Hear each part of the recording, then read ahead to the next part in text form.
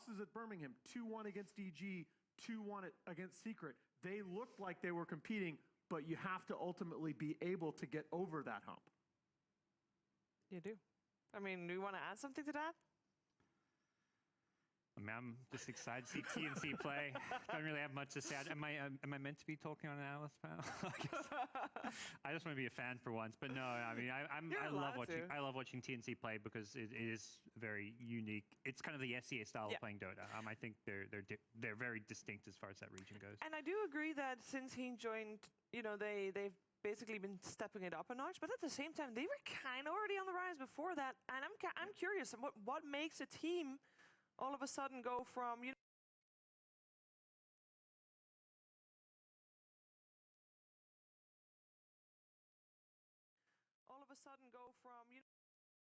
they're good with individual skill and they can look quite okay. What makes it go from there to stability monstrous beast?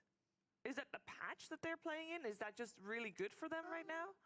So there is a little bit of that. I think the tournament meta that we've talked about so many times already, about these constant skirmishes, the drawn-out fights, the uptime and always being ready to go, that does favor a team like TNC that likes to be constantly putting on map pressure, that likes to fight, that likes to be active, over teams that like to sit back a little bit more and play defensively. But again, I think, like you said, the trend was already there for TNC, and they just needed that catalyst. The other part is also that kind of slight shake-up, even in the roster itself. Like, they played the start of the season with Ninja Boogie. They've, been on and off with Cuckoo for various different reasons at different tournaments. And then they've also brought AU back onto the roster more recently. And I think those are things which, you go through this phase with a new roster that's really gelling, where you suddenly look way better as well. And I think that's kind of where TNC's at. That's where Liquid's at. Bringing in Weehat's kind of just rejuvenated the team. Bringing in a new coach just adds a new voice, someone who's motivated to do well again. He won a TI with Liquid several years ago, and he's looking to prove that it wasn't just because he was on Team Liquid. So the whole team looks very motivated right now. I think in the previous series against the LGD, you can show how much they grew, especially with these drawn-out fights where they go in and out a couple of times. The fights last for 2, maybe 2+. Menace, they don't want to commit fully to anything, and they're more serious, and they are not taking too many risks. They're not at all. And commit fully to anything, and they're more serious, and they are not. I want to put our attention a little bit on Virtus.pro as well, because they are also a team that has 5 incredibly talented individuals, and they felt like they needed a boost, a new insight. They got Arseek as their coach, started the season, and I mean, they've been doing real great as well. Yeah, we on the panel also thought the same. We need a new boost, so we got Arseek on the panel as well. Yeah.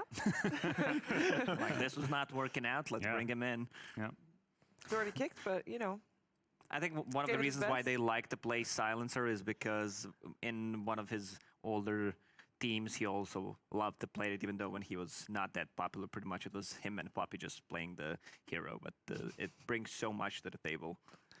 So what are we thinking about Virtus.pro and their form? I know that you say, they're not a TI form, and we know their approach to trying to keep things fun and just to still play Dota, still keep their skills up to date, but not really go for a whole burnout scenario that they had last year. How do we feel like they're managing this so far, their balance? It's all about balance. They seem in a pretty good place. Like, as far as where they're at this tournament, they've played overall pretty good Dota. They've had a few shaky games and moments here or there. I think Game 2 versus Alliance is one they'll look at where they didn't maybe play the best early game, but overall, you're in the top 6 of the last major of the season. TI already secured. They're probably just looking to balance their expectations a bit.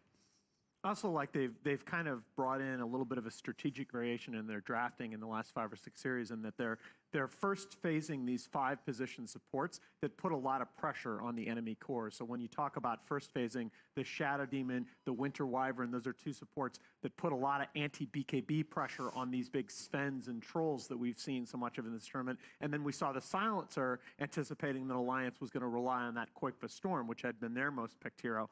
I really like that in a meta where we've seen first phases dominated by these offlaners and these 4s like Grimstroke, sometimes a 5, of course, I like this idea of VP that we're not going to use our bans on those big cores. We're gonna pick a hero that already puts pressure if you choose to go in that direction. One thing I like about the VP is that they will run at you no matter what. And this is the team that I think is having the most fun when they're playing together. There's no doubt about it. You can check it with just the sound wheel. And I mean, overall, this team only needs one mistake that enemy team will make, and they will be back into the game no matter how far they are behind. That's very true. I have a quick question. We were waiting for the teams to get ready to walk on stage. And I am not allowed to ask the question. We're going to see the answer. I'm going to tell you what I was talking about after the player walk-in. So let's get TNC and VP on the stage.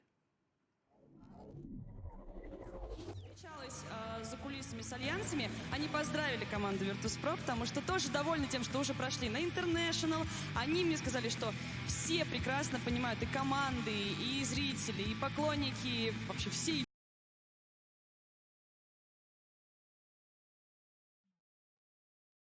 Доты, что для Virtus.pro конкретно очень важна победа на домашнем мажоре.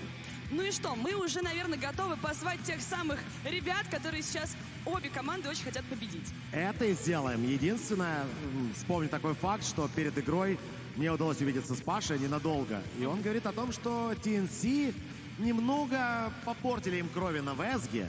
Поэтому эта игра может стать своеобразным реваншем. Пора встречать команды на этой сцене. И первыми мы приглашаем наших гостей, Филиппины, команда TNC Predator. Встречаем! TNC Predator.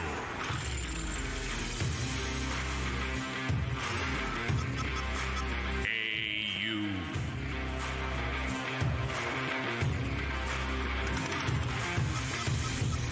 Armel.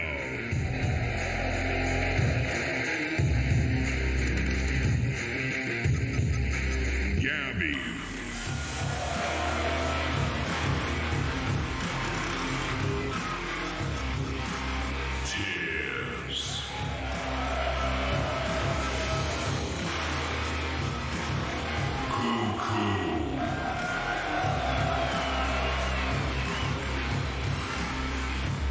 TNC Predator.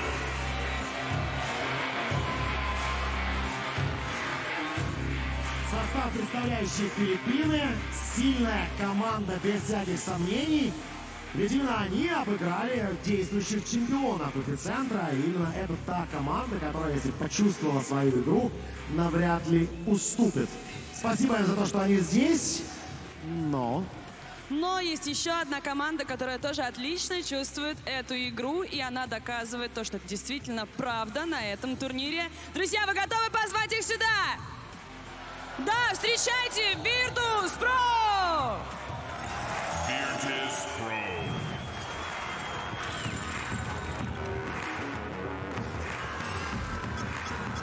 Solo.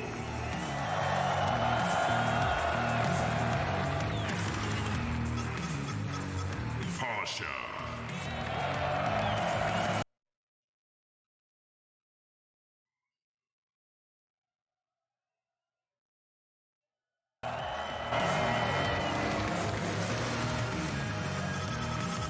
Roger.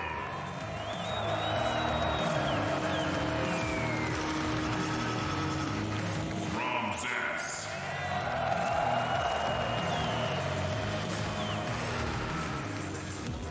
Virtus.pro.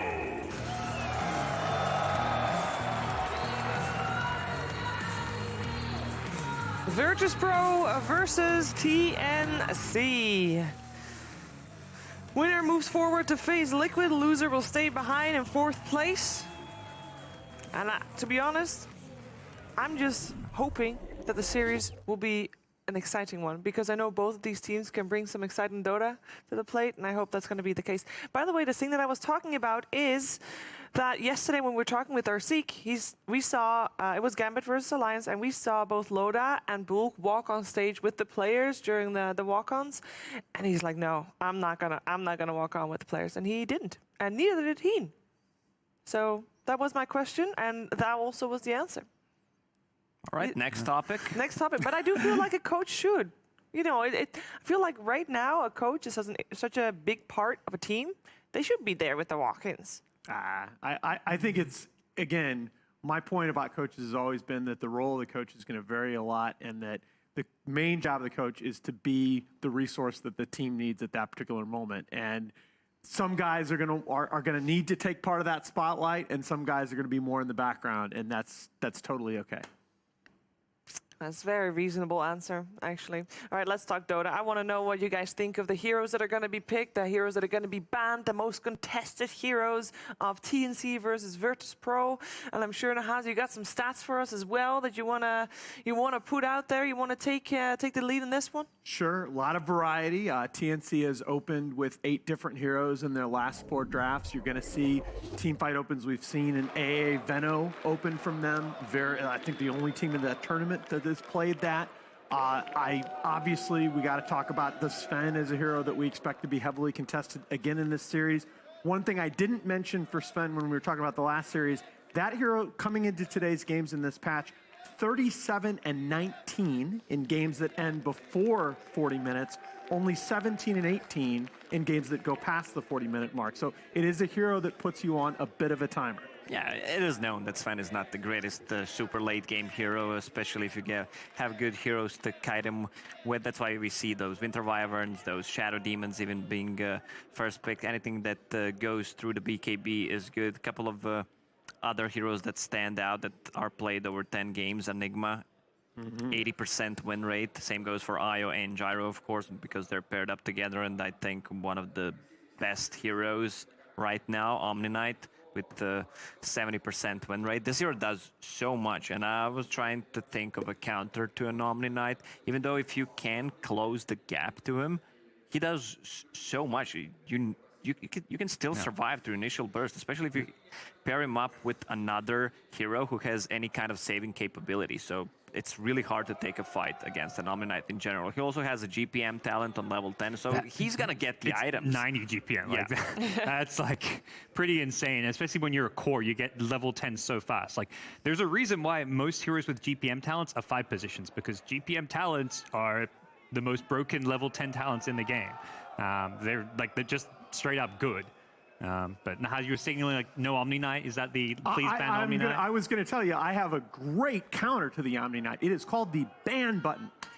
I do not want to see that hero in this series. The alternative is playstyle. You have to play more. You don't fight into it. You play split push. The hero has no catch, doesn't push waves out. That's where, like, you look at what some of these teams do with Ember Spirit, where he's always pushing out waves, cutting waves. Like, that kind of thing works very well against Omni. But it's on a hero counter. It's a playstyle counter. Yep. But if you have Omni, you also have a superior team fight. So this is why I like DP being paired up with an Omni, because you're facing enemy team to fight into you, because you're gonna stand, especially against the tier 3 towers. Like, you need to take that fight if the lanes are in good position for you, and also you need to pick position 4 and 5 that have any kind of catch, because Omni Knight doesn't provide any. I mean, we're talking about Omni, we talk about DP. The hero that TNC being first stage picking has been AA, so that's like just straight up a counter in some sense, having that Ice Blast. So it's a possibility TNC leave it in. TNC themselves are actually a team who play Omni, so this is 2 teams who are both willing to pull out the Omni Knight. It's not. I don't think it's a straight up first pick hero regardless. You're more likely to see,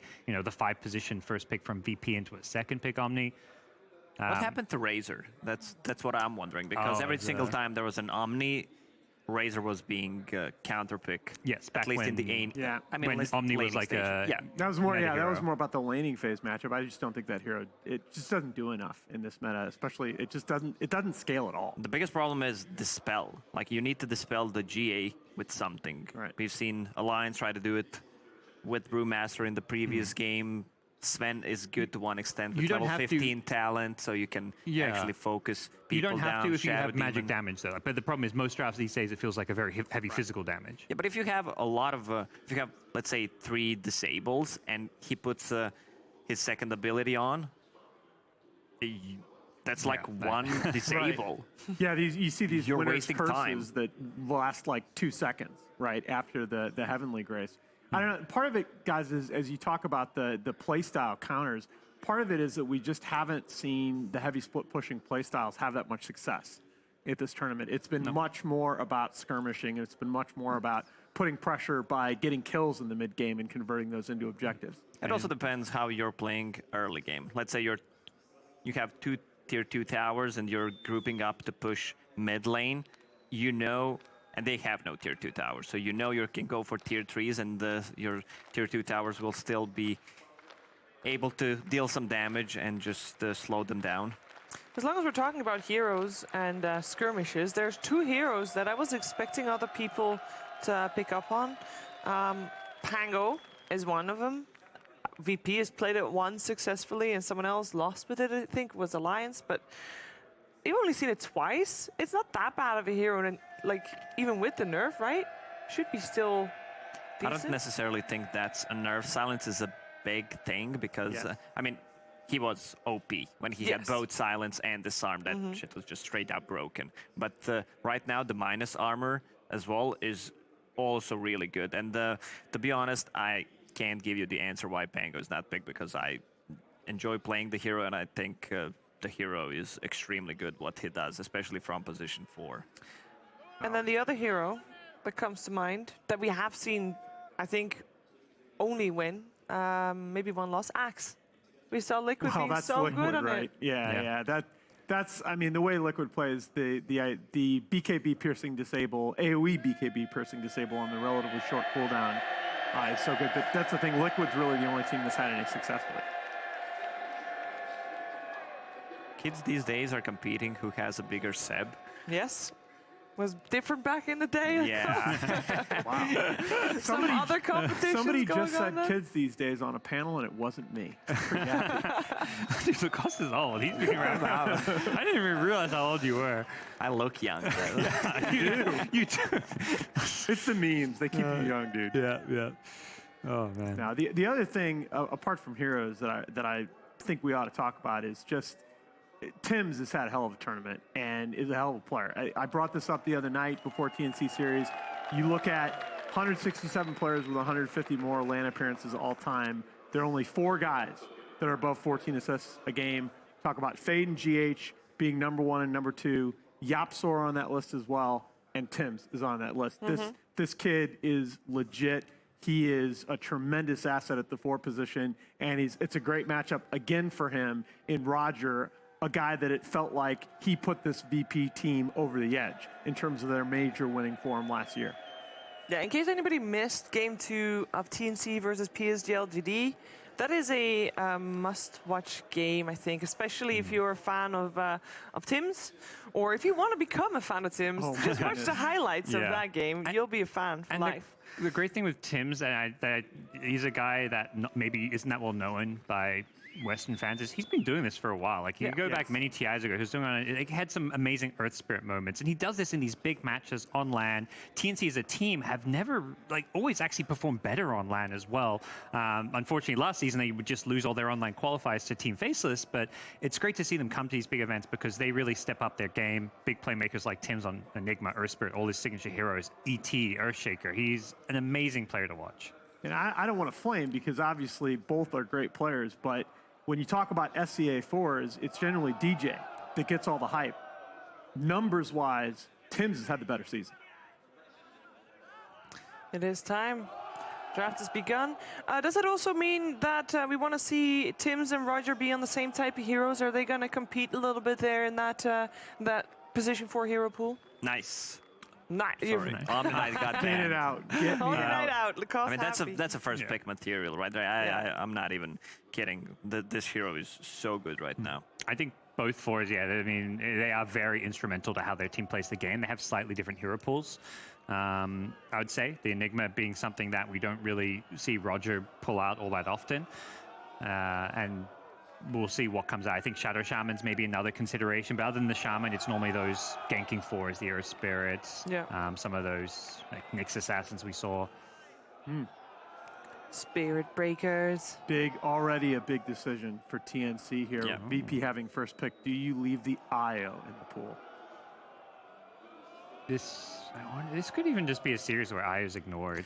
Yeah, do I both don't of them know, play man. IO? Because is it not one of those position 4s that we don't really like on the most active? Yeah, 4 it feels players? like when you have great position for a player, you don't want to waste him on IO. Yeah. But again, I think that depends a lot on your five, because picking IO, yeah, you shift a lot of that playmaking burden onto your five position player. But I like this point that Gods made earlier about the addition to AU to this TNC roster that's gone largely unnoticed. He's the kind of five position player that I'm a lot more comfortable, along with Solo, of course, the veteran, asking to do a little bit more in order to enable my carry with the Wisp pick.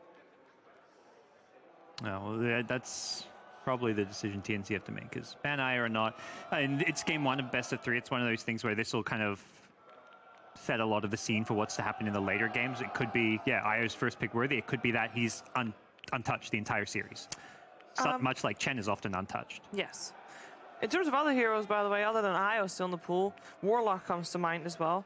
And we've seen a lot of Mars first phase banned, but he's not really been picked at all. Like, if he is banned, he's banned first phase. If he's picked, like, I don't know. I have not seen him picked yet. It seems the teams who have a Mars player know how to use the hero, and others, if you haven't showed Mars by at this point in the tournament, I don't think you ban it until you lose to it. It's mostly banned out against Vici Gaming or Alliance because they know how to play with them, and both of these teams rate Centaur really highly, and they don't want to play Centaur into Mars. VP with the first phase Oracle ban, perhaps considering Darkseer as part of their first phase draft. And there's a lot of heroes left in the pool. Like, we've seen Centaur banned almost all day long. Darkseer still there. Darkseer get banned, yeah. It's a very annoying hero to play against. It really limits what you can pick for your safe lane to play against those Darkseer +1s that just cut the weight behind your tower and put a lot of pressure on your safe lane carry. There's still Grimstroke Doom combo. I love Doom as a response to a Centaur because he's your primarily target in a team fight, and with Grimstroke you have to. Like, you can't just Doom the other target because he's gonna use Stampede and they run away. I think I'm off the Doom train, though. He is 1-7 in this tournament, and a lot of those games have just been ugly. And TNC with the Batrider already banned. I mean, I'm sorry, with the Oracle already banned, they're going to go Batrider. That's the same concept. Yeah. I mean, you just need a catch. You need to grab Centaur and kill him so he can't pop his ulti. And this is a hero I really want to see Kuko on as well. It's one of his best heroes. He can be a big playmaker. He can push out lanes. He can find kills. He can get very active on the map. It suits him So very do well. VP dip back for the Warlock here? So far hasn't been their preferred go-to 5. Okay, Shadow Demon. Again, this has been the staple of their last few series of drafts. It puts so much pressure on these BKB reliant cores like the Troll that's still in the pool for TNC. It's their comfort pick, and it's also a great hero against the Batrider. You have a built-in save as well, so pretty good overall. I still think VP will be considering the Nyx Assassin as you go into that second phase. Yeah, you're playing against Batrider. Definitely I even like it against Grimstroke. good. Yep. So TNC, they need to ban out good heroes against the Batrider. Maybe Lifestealer, Juggernaut. These are always heroes that come to my mind.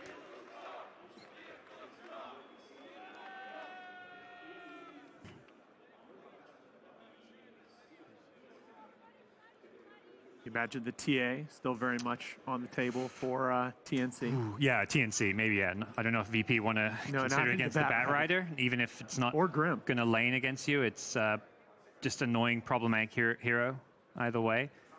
And TNC ban out Slack, just something we've seen numerous times on Ramses, and that's another carry that matches up well against the Batrider, not just, Lifestealer, Jug, Slark.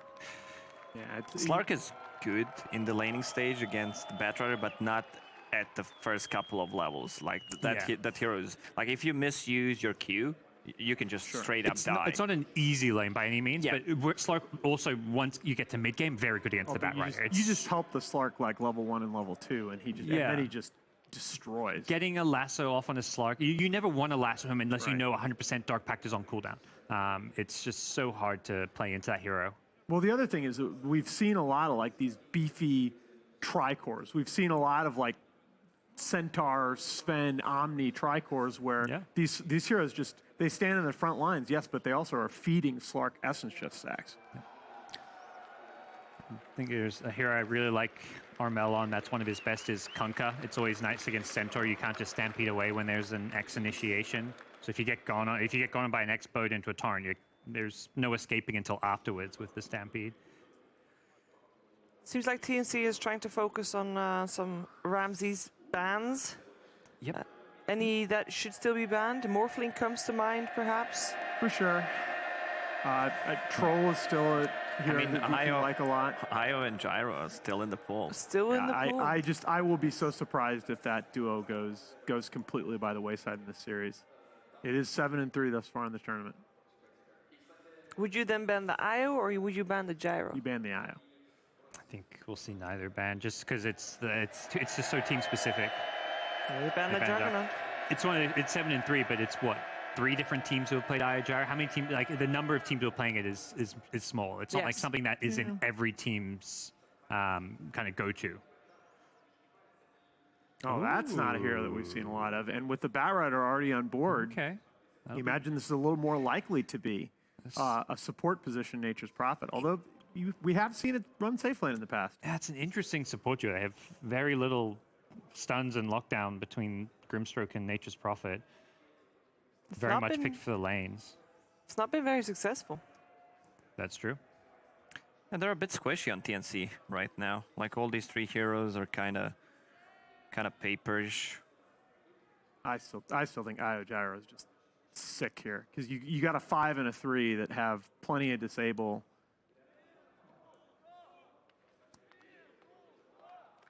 But Nyx Assassin still is amazing for Roger. Sometimes Roger is the one playing the Shadow Demon. True. And Well, they've even run it. Hey, they've Pasha. even run it Yeah. Pasha in the past, although with the Yes. Centaur on board, not here. Yeah, and it seems like the only time that VP did that was when they also got their hands on the Omni Knight and put the Omni Knight on position 5. One of the heroes that is forgotten and still good in the laning stage against Batrider, a Phantom Lancer, because they banned out Slark and Jog. It's still an open option. We'll see how this draft develops, but you can always sneak him in as a 10th pick if they don't have too much AoE. Yeah, you can see Ramses. He's saying like, yeah, this is a good Phantom Lancer game.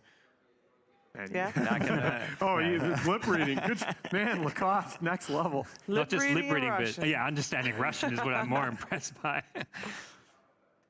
Я буду играл Lancera. That's what he said. And now as TNC, you really have to think twice about any kind of BKB reliant core because you now have 2 supports that both crush BKBs.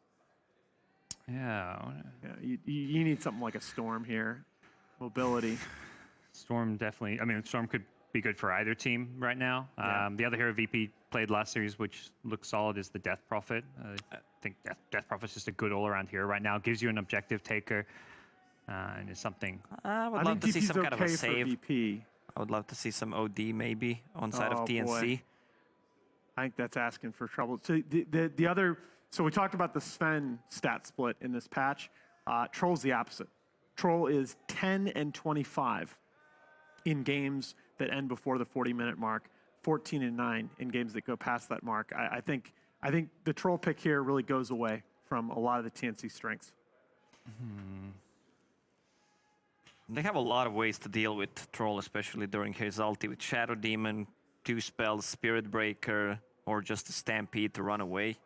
I feel like right now VP's lineup more saving potential, way too beefy for what TNC has right now. The one thing the Troll does bring to the table, he's one of the best carries in the laning stage. Like he's very powerful with his spells there. And looking at these supports and other heroes, like TNC have the makings of a lineup that can win a lot of lanes right now.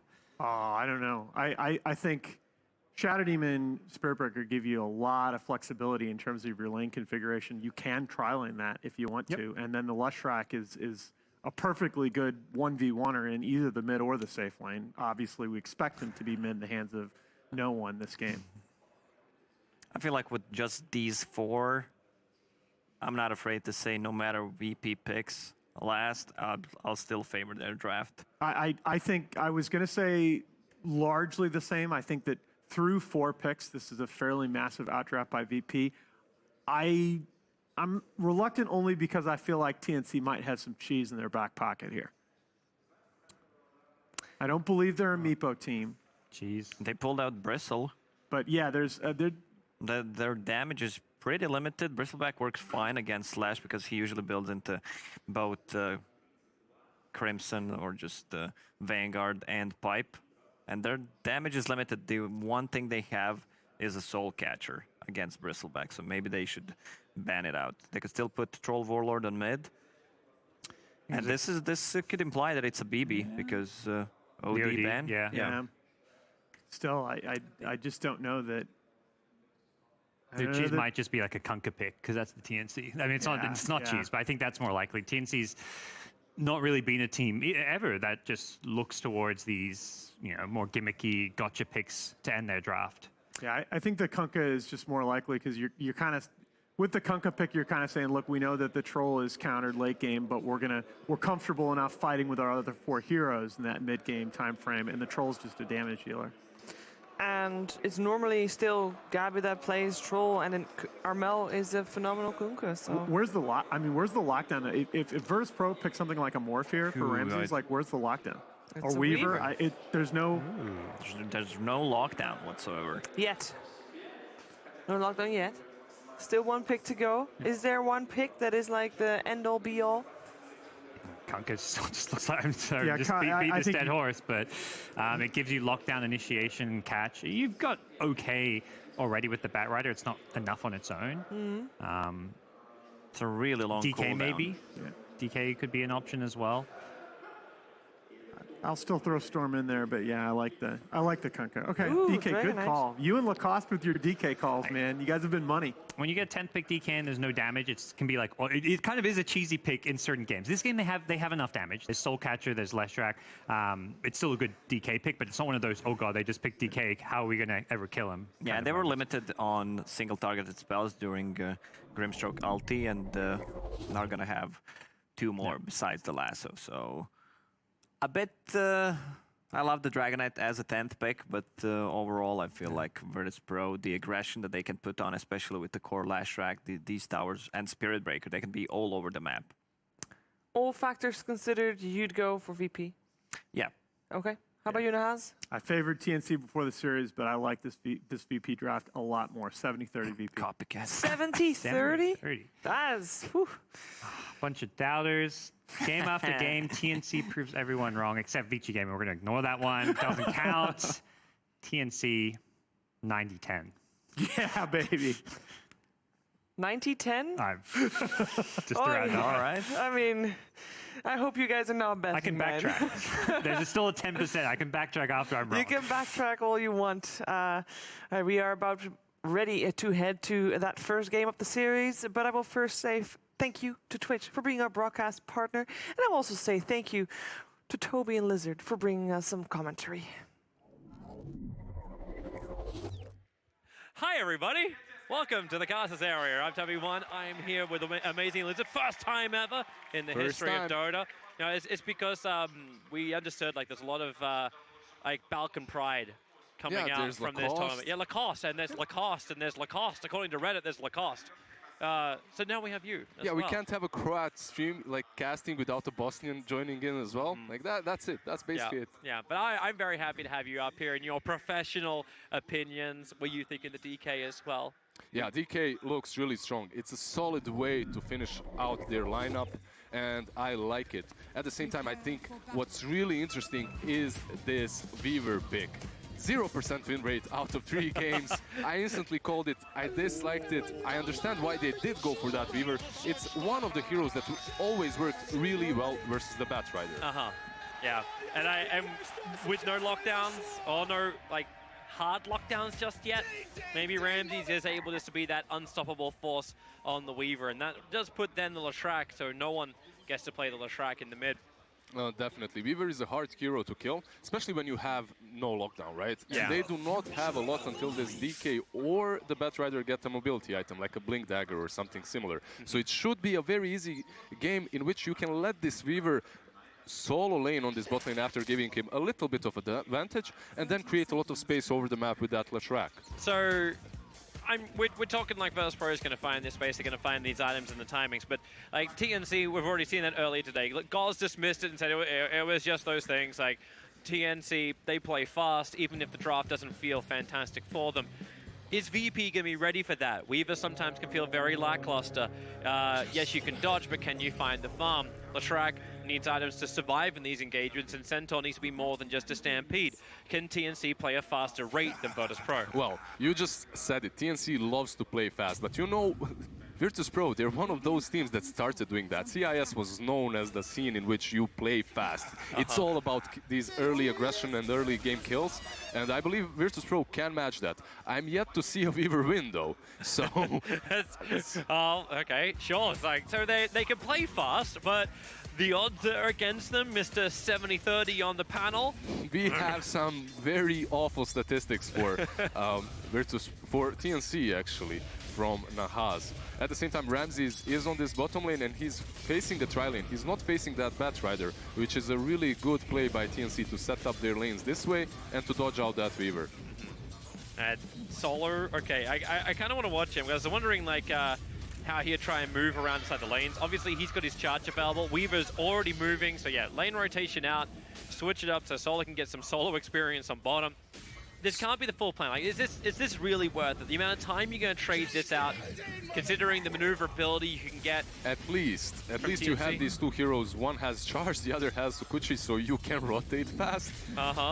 And Solo did really well on this Baraturn. Few days ago, he had like a BKB and Vessel very early on teams. Actually going after him. With the charge forward, it's going to push him in range, so you can actually get the... If Pasha wants, so if somebody doesn't, he went for the Retaliate to begin with. They can't get this. They needed a few body blocks in order fact, to get... now they want to try and turn around on him. Slow him up, do some extra damage. So Pasha wants to join this lane, sure. He's got 2 Stout Shields and 6 Tangos. So he'll be able to survive, but more space is being created. Yeah, this is a very problematic situation for Pasha right now, because you just arrived to this lane, but the equilibrium of the lane is completely controlled by TNC, as you can see right now. And on the mid lane, it's pretty even. You can't really zone out this DK, can you? Oh, what are you going to do against him? Yeah, he's like, just way too tanky. You're going to harass him and get everything back, and then he'll just breathe fire to get his farm out in the lane. So, yeah, he's good. Charge coming at Cuckoo up towards the north. Roger's on his way up as well, so Shadow Demon, well, he's going to go with the poison. Starts with the disruption. Here comes your charge forward. The timing. Oh, it was just a little too early on the disruption, but it may not matter anyway. Cuckoo's got so much sticky napalm on him. Oh, so much poison on him, sorry. So much poison, that exactly. He'll actually end up going down. One last hit from Solo will do it.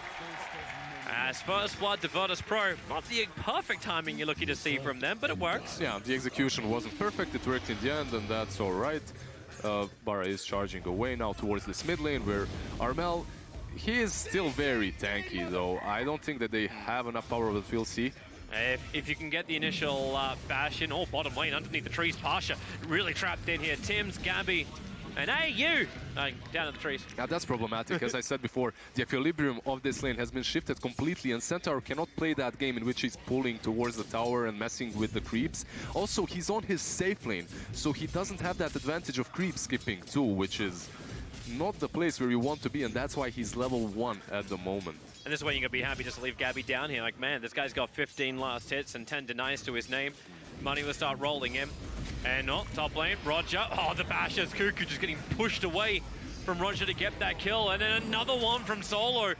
Cuckoo couldn't get himself back over the tree line. He'll try and cut through. He's got stick charges to give him some extra life, but 3 stacks, and Solo just continues going underneath the tower. The Flame Brain will bounce around, so Solo will start to tick. And under the tower, Cuckoo might get a revenge. Solo? And Tims will arrive, looking for the experience and to ensure the kill. Solo will fall. Yeah, that's the power of the Nature's Prophet. You don't have to use that port to get to the lane.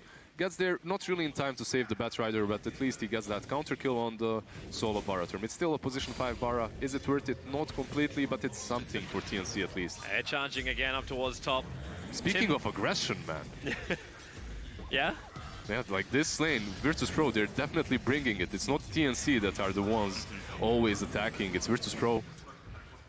Is Roger willing to spam out everything? And like, you do need to see that Nature's Prophet put down the wards. If they can see where this SB is coming, maybe TNC can start to react. But what's happening? Tim's with 3 wards in his inventory, is farming under Observer, moves so far away the Cuckoo. just, yep, plays in relative safety while no one getting ganked up. AU as well as Armel teaming up to catch out the Lashrak in mid. This is much easier to do for TNC than it is for Virtus.pro to gank that mid lane. God, here we go again. Another charge. It just won't end for Cuckoo. He wants it with the flame break, at least to get some chip damage back into Roger. More poison being thrown out, and Roger will be the one to get the pop. Yeah, he has died 3 times right now. He did feed quite a lot, but at the same time, Pasha is level 3 on that bottom lane, so he's not really, like, these two offlaners are suffering quite a lot. Teams does get that bounty. And so far, Teams is having a really good game, at least. Hey, you talk about suffering, like, the net worth of the Centaur is actually beyond trash. SD has more net worth than the Centaur at the moment, and they're still in the bottom 3. Charge solo into Armel under the tower. Support is coming in from the Grimstroke. It's so just VP not wisely happening. back up. It's just not happening. Remember, during the draft, they were talking about Linas and squishy heroes on mid. DK is not squishy. That Baraturm just cannot gank him. I think one of the best ways for them to do that is wait for the Soul Catcher from Shadow Demon and then go for him. Also, ulti from Shadow Demon is pretty decent versus the DK and the Troll.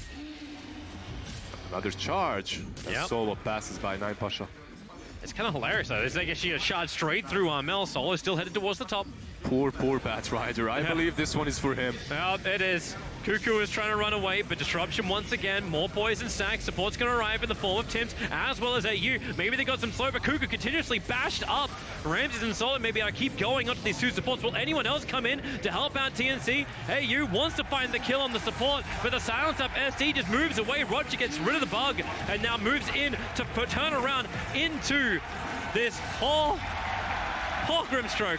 This is not a lane anymore for TNC. No. I believe you just have to bail this lane right now. With that catapult, they will pressure that tower. And you can see Cuckoo smoking up, going around, trying to farm their little triangle over here. But no one's there as well. No one scouts him, and this is Cuckoo. He has to be careful Solo. again. Cuckoo's going to get down the hill. Solo will join him as well. Cuckoo can play around the Roshan. Yeah, he's actually stuck right now, so Oh, wow. there's that little cliff there. Wait, so what? You can't, yeah, you can't, like, Hang it's on. the worst place to be in. You have to wait for the charge, though, One so he's second. fine. He'll charge himself over towards mid, and Cuckoo knows it too. Giving him a little bit of the tip. Yeah. At the same time, I believe we might see a tier 1 falling 2 on this bottom lane. Yep. Tims and Gabby make a quick work out of it because you see this, it's very symmetrical the way these two teams are playing. The offlaners are completely sacked, they're suffering. Pasha, just as much as that Batrider. Batrider right now a little bit worse, but they're both feeling like position 5s at the moment. And you can see where he had to go. Like Pasha crossed the river to get the farm. He actually double stacked so he could get the farm up. Yeah, the one advantage that I do see for Virtus.pro over here is that they just need that Stampede at level 6. That will help them at least a little bit. While Batrider, he needs a few items first. Gabby could see this coming in. Observer wards are pretty deeply placed by TNC. So as these tier 1 towers start to fall down, like the 3 observer wards they have planted will watch that SB charge. It doesn't help mid. It doesn't help top to be saved.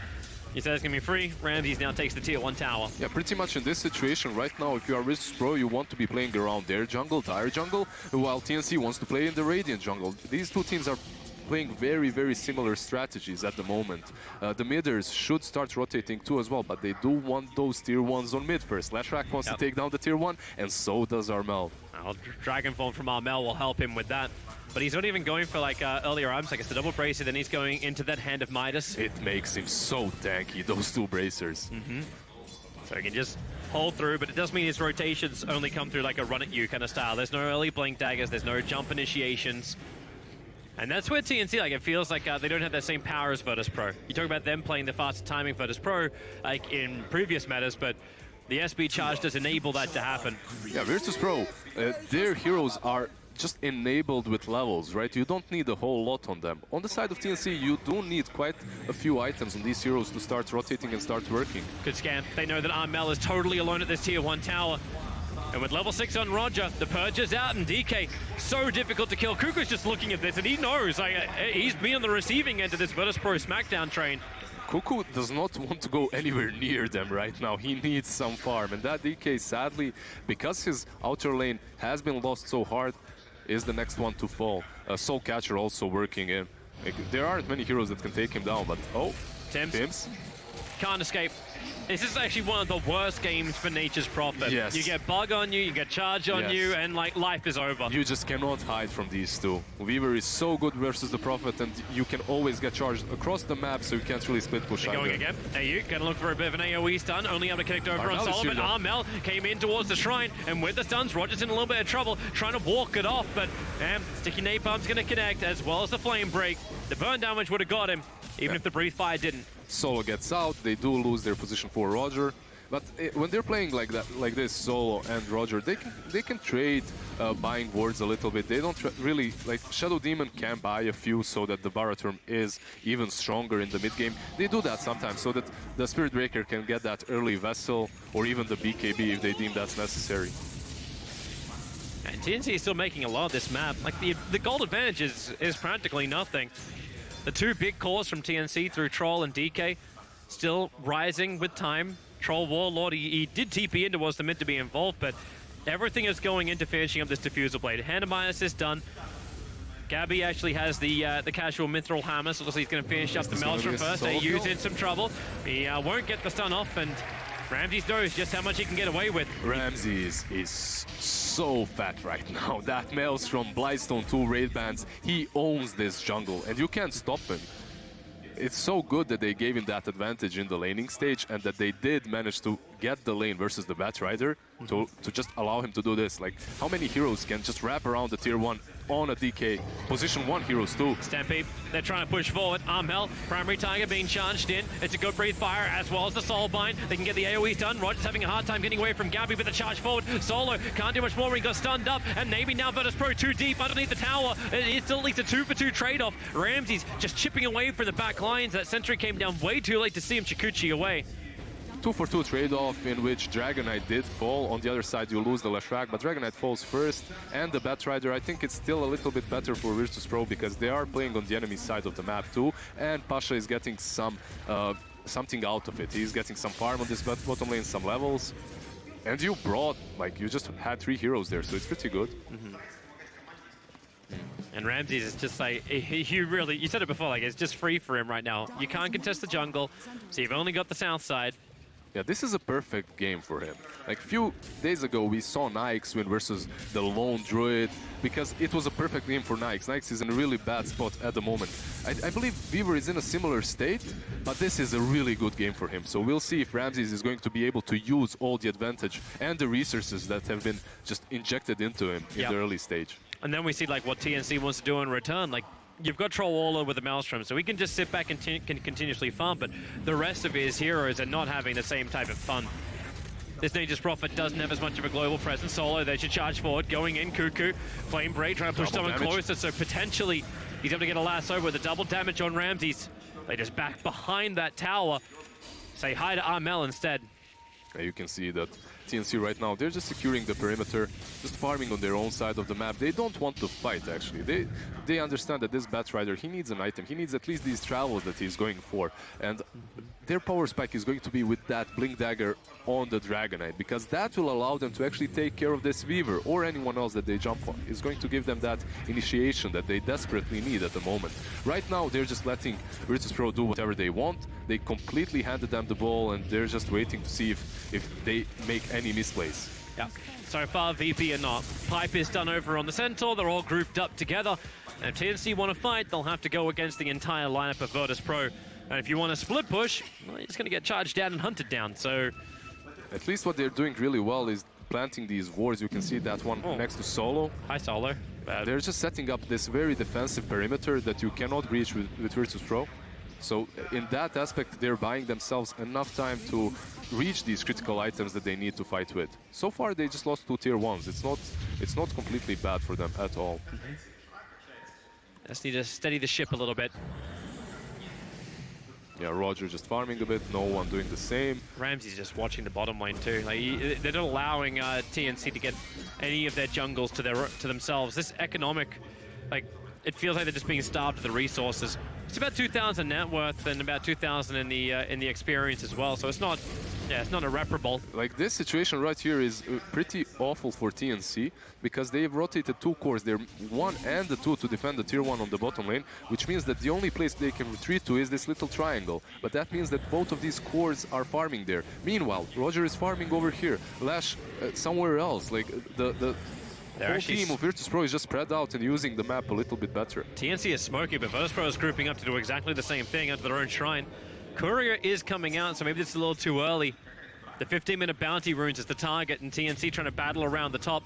Yeah, again, a very symmetrical movement from both of these teams. One trying to go for this tier 1 on the top lane, the other the bottom one. I believe TNC's smoke is a little bit more valuable for them because they don't truly want to fight Virtus.pro at the moment. Not just yet, at least. See how quick they can be. Both sides fortifying up. But no matter what happens, it's still a tower trade-off. But TNC do push real quick. With DK and Troll, they burn through the waves, as well as the towers. DK, Troll, and the Furion helping out, definitely pretty good for them. Meanwhile, Weaver is finishing that Linken's pretty soon. Spirit Breaker is well behind the line. Sol put an Observer Ward down between the tier 2, tier 3. Yeah, you can see how aggressive these wards are. The one behind the tier 1 before they took the tier 1, now behind the tier 2. Bulldozers up, they're charging towards Gabby. Support from TNC. It is coming way too late. Oh, mainly because he's going to be dead. Roger actually creating some copies. Mel's had time to move over with the Breathe Fire, completely whipping. Doesn't anybody. Gabby will fall. And now they just run forward. The quick Soulbind and double silence, but without the Troll Warlord, the damage feels very meh. Yeah, these two tanky, manly boys do not care if they're soul-binded. They like it, actually. They retreat together and they go hit the tower. It's I like fine. your soul, man. You can bind to me any day. There you go. So you'll set to fill a track, so now no one's got his own initiation methods as well. And what are you really getting in return? TNC still not strong enough to fight. They had a tier 1 tower trade-off, but you've lost your mid. So even the tower trade goes the opposite direction. And you lost your Troll there, which is pretty damn bad for you. Now, also, I have to talk about timings. This Weaver, we talked about the Blink Dagger on the Bat or the Dragonite. That's all fine and dandy, but this Weaver is reaching that Linken's, and then you need an extra item to take care of him. And you don't really have a lot of ways of dealing with his Linken's, do you? What do you actually even have? You have the Lasso and the Dragonite stun. Yeah, but you don't want to be popping your lasso over on that. And like, he's got double braces. You need Yules. You need even Blink to catch out Raves out of position. Force Staff, that'll work. This Batrider right now is not 1 item behind, but 2. You need the Blink and the Force to catch this Weaver. I understand the travels on him completely, but... Yeah, he turned this into a bit of a split, but he's got both in the quick buy. He's got both Blink Dagger as well as the BTs in the quick buy. I think he needs to go for the Blink first. Like this BT, we'll see. No. It helps him. It helps There's him your move first the map. Blink Dagger. And he did still buy the BTs anyway, so Blink Dagger's on DK. So they have their initiation. The BTs are coming towards bottom lane. Armel wants to be the initiation over on Pasha, and then work with Bad Rider, who'll come through the trees. He sees nothing, and now Dragon Form, Blink forward, gets a Dragon Tail stun. Cuckoo starting with a sticky napalm and the Flame Break. They need to actually turn on the Firefly for this and drag Pasha back through. While in mid lane, you'll have your probably counter initiation. TP out won't happen. But it's a Grimstroke for a Centaur, and they're worth a hell of a lot different. 468 to the 215. The VP are moving towards Roshan now. Definitely a better kill for TNC, but they did use the Dragon Form and they used the Lasso, and that's why you see Virtus.pro instantly converging into that pit. I believe Centaur might have used the Pipe and the Stampede there if he knew where the Batrider was before the Lasso connected, but, you know. It looks like TNC have no desire to fight this, but they're also not pressuring bottom tier 2 tower. Normally, when Roshan goes down from the Radiant side, you get that trade-off with the tier 2 tower on bottom, but right now, TNC, like, they don't feel like they can pressure it. Bad Rider is arriving. Firefly is going to be there. They have no vision to see this. The Observer from Radiant is too far away, so Cuckoo waiting for the time. SD sees him, however. Charge comes forward, and maybe they have it. Roshan gets it, but Ramses, he's already got the Aegis Immortal. Cuckoo will fall. Tims try to go into this pit, but both will end up dying. That charge was so perfect because not only did it push the Batrider away, but Tims, this little sneaky player, he tried to go and just teleport under Roshan, but he got connected with the charge instantly and just got bashed. Very, very cheeky from TNC. And it doesn't pay off. Like, losing to almost no damage or negligible damage. I get words out sometimes, not all the time. I wonder to the tier 2. What do you think Aegis on Weaver is even necessary. Does he die at this point? Like, can you actually kill that No, Weaver? so this is definitely so Ramses can just go so far deep in. Like that's all he's looking for. He's going to try and soak up everything the TNC's got. If they fail any time lapses, he's just going to go in again, die, and he'll do it all over again. There's a Russian word, solyara. It's everywhere here in the stadium. People are holding those panels with it. Yep. Basically what it means when you combine it with Ramses is it means 1v5. And I believe that's what he wants to be doing right now with this Weaver. Just diving, going ham onto the high ground with his Weaver. And he's And going he's in. doing right there. 1v3, almost under a sentry ward. What are you going to do? Blink stun me? That's not going to work.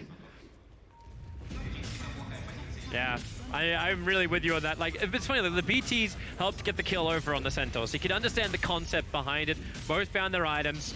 TNC will find a new one. It's a BKB over on the Troll Warlord. Which is pretty huge as well. Yep. It's going to allow him to not get shut down once he uses that ulti. Like, last fight, he uses ulti, Shadow Demon disrupts him. But there's still Shadow Demon's ulti to work with, so it's... And he's not even meant to be the counter to the Weaver. He's meant to be the counter to the Leshrac at the moment. Yeah. It addresses one of their problems, but still not all of them. They still have multiple problems that they need to deal with. There's holes in the ship.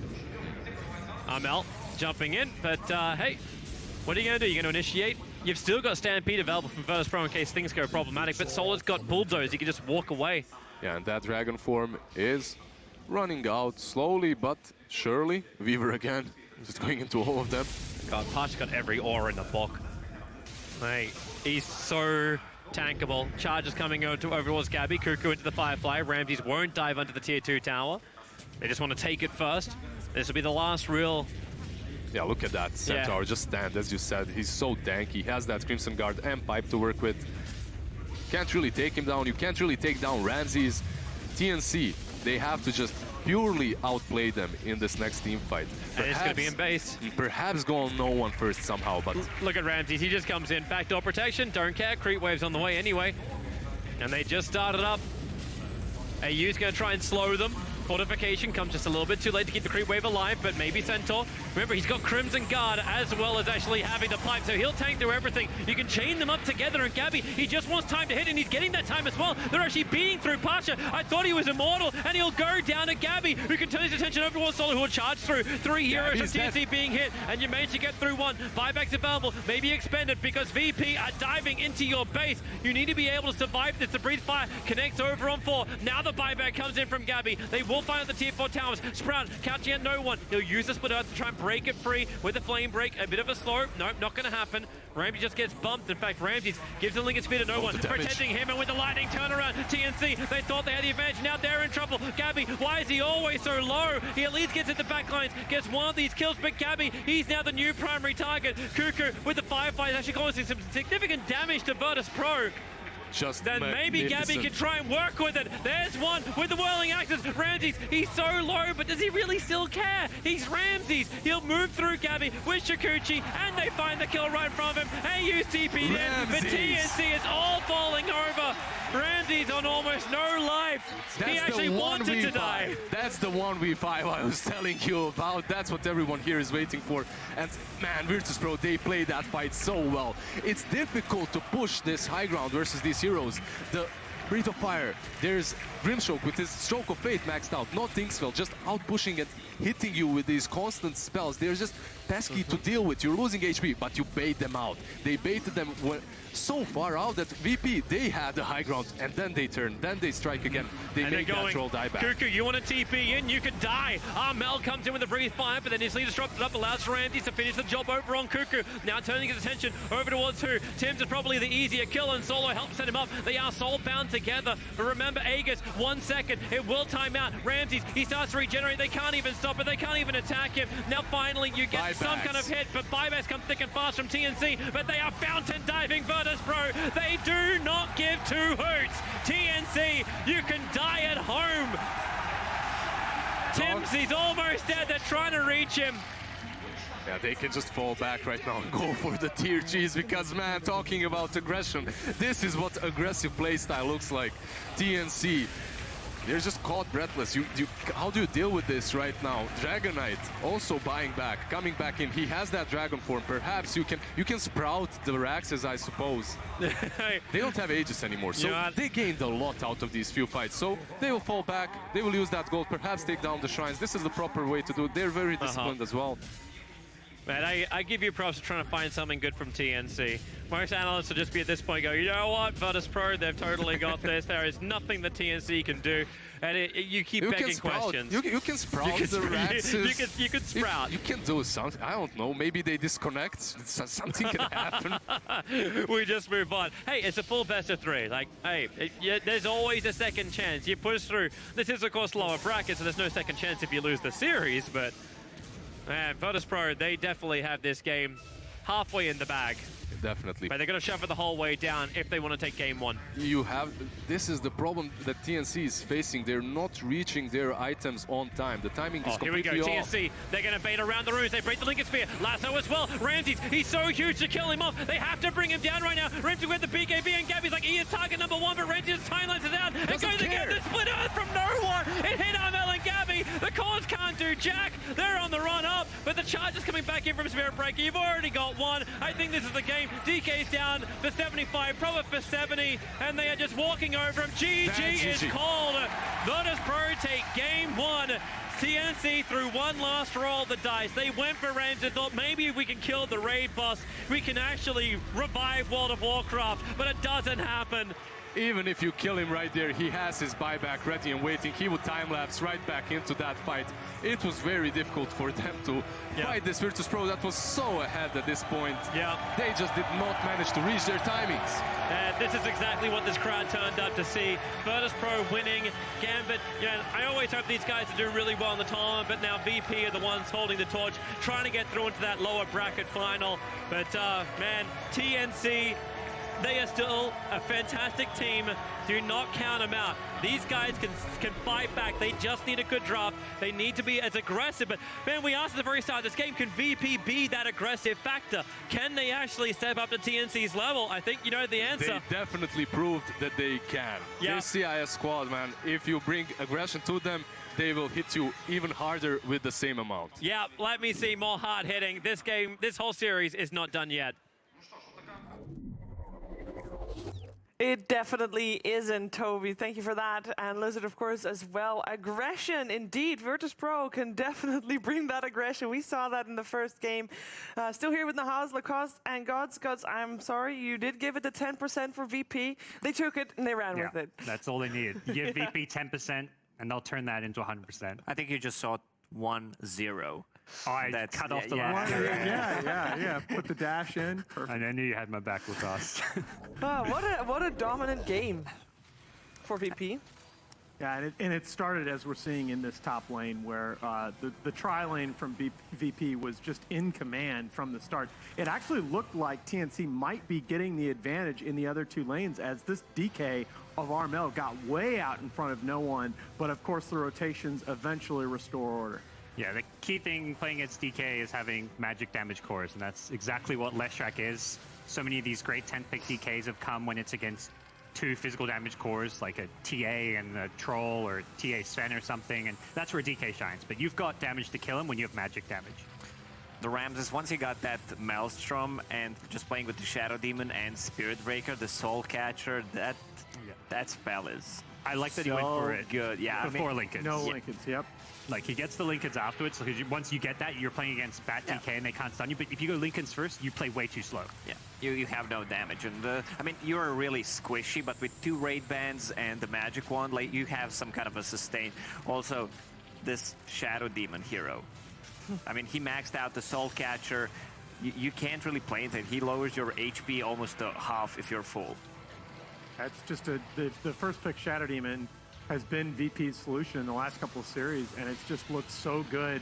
You know, not only the anti-BKB, anti-carry potential that he has with his ulti and his banish, but also the Soul Catcher as an answer to some of these super beefy cores that we've seen throughout the event. Yeah, and Pasha, he did not have a good laning stage. He was forced to go jungle level 3 and still decided to be a huge factor in VP's victory, getting a Hood, getting a Crimson Guard. no need for Blink on a Centaur early on. It's kind of a waste because you can get one tanky item for the cost. And with no real lockdown for Weaver, it was just an extremely good Weaver game to start with, and Rams is just delivered. Yeah, the 10th pick Weaver was just kind of the GG factor. Yeah, I read that wrong. I thought it was a Phantom Lancer, but he moved his lips a little bit to the left. It just looked like a Phantom Lancer to me. I mean, they banned out the counters, they banned out the Slark, and the what else was it? A Juggernaut? Yeah, so you need to have some kind of a good laner against the Bat Rider. Yeah, that's one of the classic laning counters to the Bat. I mean, I still don't know whether Weaver is any good as a hero in general this patch, but he was just so good in this game. Apparently it is.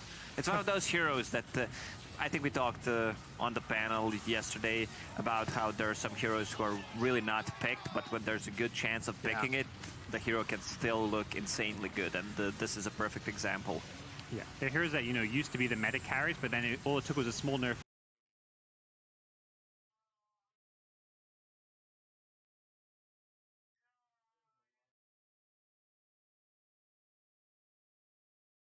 to make them not meta carries, but those nerfs were so small, they're still just fine when the game calls for it.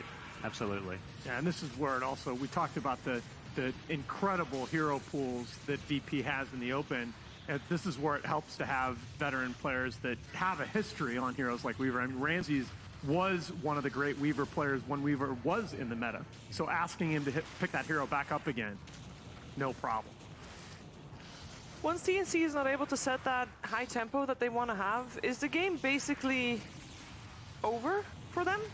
No, I think that's a narrative that a lot of people still try to sell with TNC that I don't agree with. They have become a much more disciplined mid and even late game team. They've shown that they're able to adapt when the opponent's able to seize control of the tempo, but I just think that the actual hero matchups here, even if this game goes later, Troll, there's so much anti-BKB on the other side. There's so much mobility with no stuns on the side of VP. I just don't think TNC's hero choices had the answer. Yeah, and also one of these highlights, we could see Rams is using Lincoln Sphere on no one to save him on the mid lane just so they can't initiate while he still had the Aegis on him. It's all about those little plays, and it felt like last 5 to 7 minutes, VP was just throwing with TNC. VP in their happy place, the crowd in their happy place. Definitely gave the crowd what they were cheering for all along. And when you end a game like this, killing the enemy in their fountain, the crowd definitely enjoys that. I don't know if TNC did, but it looks like Ramses enjoyed that too. Yeah. Big smile on his face. 14-0 and 14 in on 28 of the 29 team VP kills. If that guy ain't MVP of this game, I don't know what to say. I mean, we don't know. I mean, I must say. It's a series MVP though, right? That's right. It's a series MVP, and to be fair, the Russian streams so far, they've been pretty harsh for our CIS squads that we have. So they just always vote for Solo because it's a meme. So Solo is probably going to win the MVP. Sorry, guys. Oh man, come on, give me those claps, boys. It's up to you guys, the English stream viewers. Don't vote for Solo, whatever you do. Yeah, you know that it doesn't work that way. Thanks, guys. Hey, do we like, because we had the Spirit Breaker and the Shadow Demon, obviously we've seen Solo and Roger play both of them. Do we like it this way with the Spirit Breaker 5 and the Shadow Demon 4, or do we want it the other way around, or doesn't it matter at all? Yeah, I kind of prefer Shadow Demon to get some kind of item, so either maybe even 3 or 4 suits him better. When you're playing him as a 5, he really needs to be careful about positioning. When he gets items, whether that's Ether Lance or a Glimmer Cape, he can be more in front, and you get the more levels, you're more active, and you have a really good setup for any kind of a gank with Disruption.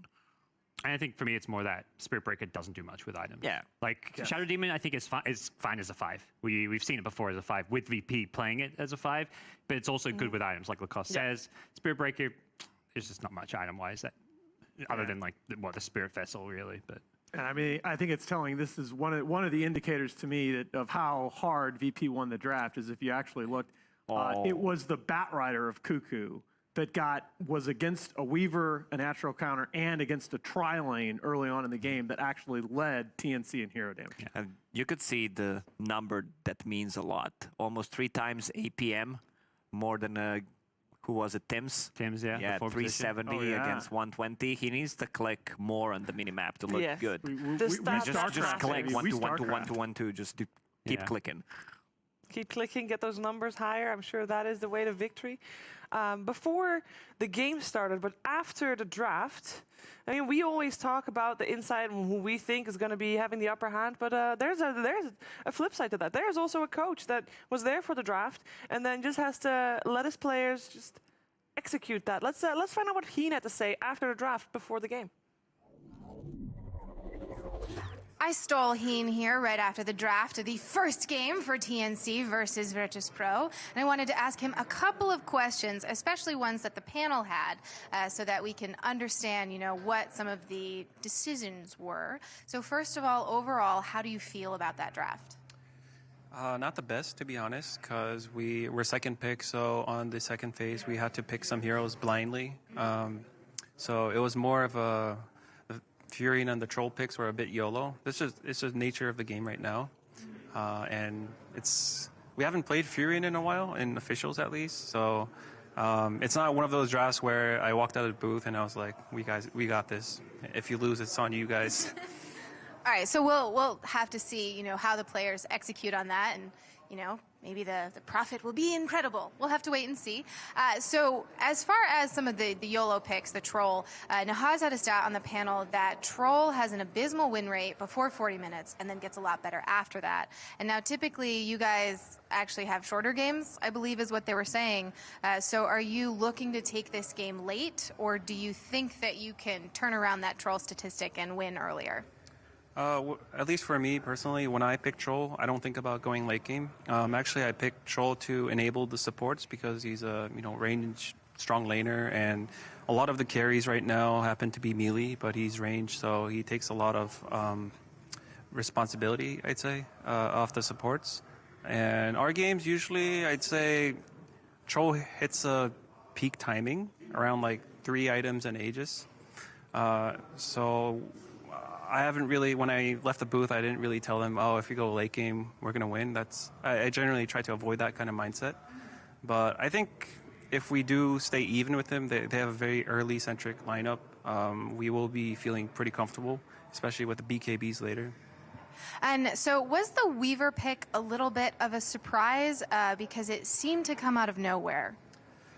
Yeah, the Weaver pick was definitely a bit weird. This hero is only some teams respect it. I think a lot of teams don't really treat Weaver like a hero. But when I've noticed in this tournament, when teams they pick Leshrac, a lot of them tend to just try to snowball the game entirely and, really make the Leshrac the main character of the game. So we kind of like when I saw Weaver, it wasn't completely unexpected because it is one of the best laners against Batrider, and probably in the game they'll have to match the lanes correctly, which is a bit of RNG, but yeah. Well, the panel really expected a Kunkka pick to provide the lockdown for Weaver, just, because it's one of your guys' heroes. And then out comes a Dragon Knight. So did the Weaver cause that shift, or was the Dragon Knight still fitting in with your draft plan?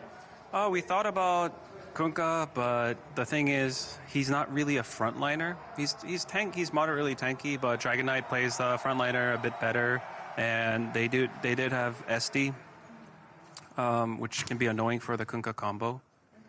And we're gonna do 2 more questions here. So the first one, we just heard some crazy crowd cheering. I'm very curious what happened there. But I do want to ask, what is it like drafting, putting your players out on that stage against a home crowd in a VP match? I think we didn't really mind it too much. We expect their crowd to be more VP favored, and I think just playing VP by itself is very we have to really play our fullest to the fullest of our ability. They're just a great team, even when they might have had not the best performances recently. I think that they're a team you can never count out. Yeah, they've consistent for a very long time. My last question, and this has been sort of a theme, everyone's been discussing coaches. They're so much more prevalent now, and people are giving you a lot of props for what has happened with TNC and their improvement. I want to know what goes through your head when you see Reddit threads and Twitter comments and the panel are talking about your influence all the time. Does that register to you? Do you feel that influential as a coach? I think I helped the team a lot, but on the contrary, I wouldn't have joined the team if I didn't believe in my players, and my players are just really great. I think surely I deserve some credit, but once the draft is done, really, I'm not really doing anything. So it's like half and half. I feel pretty good about our achievements, but there's no point in really trying to play who deserves more credit, the players or me. Well, good answer. Good to know as well. And they are playing. We do have games to watch, so I thank you for your time and good luck in this series. Thank you. Yeah, thank you, Vanessa and Heen. And of course, this was before he realized that the laning stage did not go well. And that was kind of the premise that he said for them to do well this game, because he said if the lanes are even, we'll win late with the BKBs. And it kind of fell short. I mean, that's a shame. Nice poker face, though. You could kind of tell when you're playing in this stadium as Heen and you hear the crowd cheer, you know that's not very good. And yes. Yeah, he had the nice poker face. Just to clean up a little point there, surprisingly, first pick is actually 45 and 44 so far at Epicenter, so it's been very, very even there. And you know, TNC, yes, the crowd happens to be against them, but they're also used to playing in front of the best fans in esports, at least that I've been in front of personally in Southeast Asia. I mean, I still remember the Manila Major, so they're totally comfortable with the big crowd. Oh yeah, I don't think they're phased at all. If anything, they might be phased for playing VP, but at the same time, they've done that in the past as well. Yeah, and most of the big international events they go to, the crowd's never cheering for them. Like when they had their big TI run, people were cheering more for OG than TNC. TNC's never been that big household name for the Western fans. So yeah, being an underdog is being an underdog who's not cheered for is not really new for them. One of the things I noticed in this interview, and I like how he addresses the players as my players, because you can see that he wants something long term. He wants this to succeed. Like, he's not saying the players, the team, like my players. He's taking care of them, especially during the draft. Yeah, it's like a we thing. You know? Yeah. He is part of the team. Yeah, it was a great interview to hear his thoughts on it all. Like, it was very insightful. Talking about some of the struggles of being having that second pick and having to do those blind picks in the second stage. Because he even mentioned, that we were a bit YOLO with the Furion and Troll, and the Furion was the hero I wanted to talk about for TNC that I did not like at all, particularly because of it's Tim's playing Furion. He's the big playmaker. I want to see him on something that can have much more of an impact on the game. Oh, that's the 10%. 1 out of 10, the Furion, right? Yes. The wild card. We're hopefully not going to see Nature's Prophet again, because I agree, if you want to have a good showing for TNC, that it needs to be Tim's on more of a playmaker. I kind of feel like he did say at the start, well, not at the start of the interview, but at the start of the tournament, he's here to learn, not to win. And I feel like, he learned the Nature's Prophet lesson. Well, right? I think both of the second phase picks to me were super suspect. I mean, I know TNC is comfortable with the Troll fighting in the mid game, but again, with two very strongly anti-BKB heroes already on the board in the Shadow Demon Spear Pricker, that really limits the third item plus Aegis timing that he was talking about. Yeah, I like Troll as a carry, especially because he mentioned he can be left alone and enable some of the supports, because most of the carries are melee in these days, and overall, Troll scales well to a certain point. But one thing I want to see with Troll is any kind of save. Yes. Well, this time TNC have the first pick, so imagine he's a bit happier about that. Yeah, they ban out the Spirit Breaker from last time, and them having first pick means they do not have to ban out Sven. Yeah. And Darkseer is still in the pool, as well as Nigma and Oracle, heroes that were banned out previous game. I really do wonder, as you see, once again, the Shadow Demon ban. Those bans are obviously very reactive, but I like them. The Sven Darkseer Open still on the table for both teams. Io is still in the pool.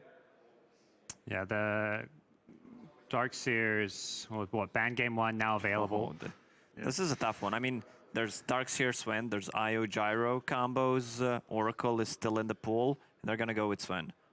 That's hard to argue with. And because they've got first pick, it's always scary that the first pick team will take the Darkseer, because if VP take Darkseer, you got to imagine TNC's picking Oracle. Yeah. No, that Io Gyro. I was going to be shocked if that went entirely through this series. But the thing is, as TNC, you know this. You leave Io in the pool as TNC. You know VP. You know their tendencies. You have something prepared for against this. I guarantee it. At least you think. Well, you just never know, right? Like OG had the third pick Invoker that Cold Snap they thought was going to own Wisp, but at the end of the day, you have an Invoker. But it did wreck the IO. Yeah, Snap did. we wanted to see a more playmaking hero for Tims. Exhibit it. Ooh. Yeah, I was going to say with the Io Gyro, that's where the Grimstroke ban looks really good. It's one of the better heroes. And as much as Sven Darkseer would be a great opener, I don't think Darkseer's it's probably one of the weaker offlaners against Io Gyro, because they're so good at just chasing him down with Rocket Barrage. And Rocket Barrage does more damage than the Iron Shell. Yeah. You want to have Enigma, Winter Wyvern. You want these big AoE teamfight ults. I want to see Winter Wyvern inside of Virtus Pro, even though you have Winter Wyvern and Io, not the best combo, not the best duo, but against Enigma, against Sven, it really feels good. Well, again, I just think you talk about these carries, the Sven, the Trolls, you've got to have BKB breakers, and I think the most common way to do that is via your supports. Yes. I mean, one thing they can do, have a Bane, which was kind of classic as well, especially for solo. Io Bane was like one of the most common support duos a year or two ago when Io was picked every game. It was always with Bane. It's a good setup, but I like Enigma as a response to Io and Gyro, because you can always try to make a bait play on the other side of the map. They relocate, you bring the numbers, you're smoked with Enigma +1, and you make a huge turnaround. Yeah, do you feel like you need to have something that deals with that black hole on the side of VP, or can they focus on just matching things with you need to have the contrast? some kind of a BKB piercing ability, because if the game goes late, the threat of Enigma, most of the time you just lose the game. Yeah, and it's both those cores you want to have a BKB piercing disable against this thing. It's like, that's how you do it, Sven. That's also how you stop a BKB black hole in late game. So get something. The problem is there's still two heroes. So like maybe you use on black hole, that means you're not kiting the Sven during his BKB.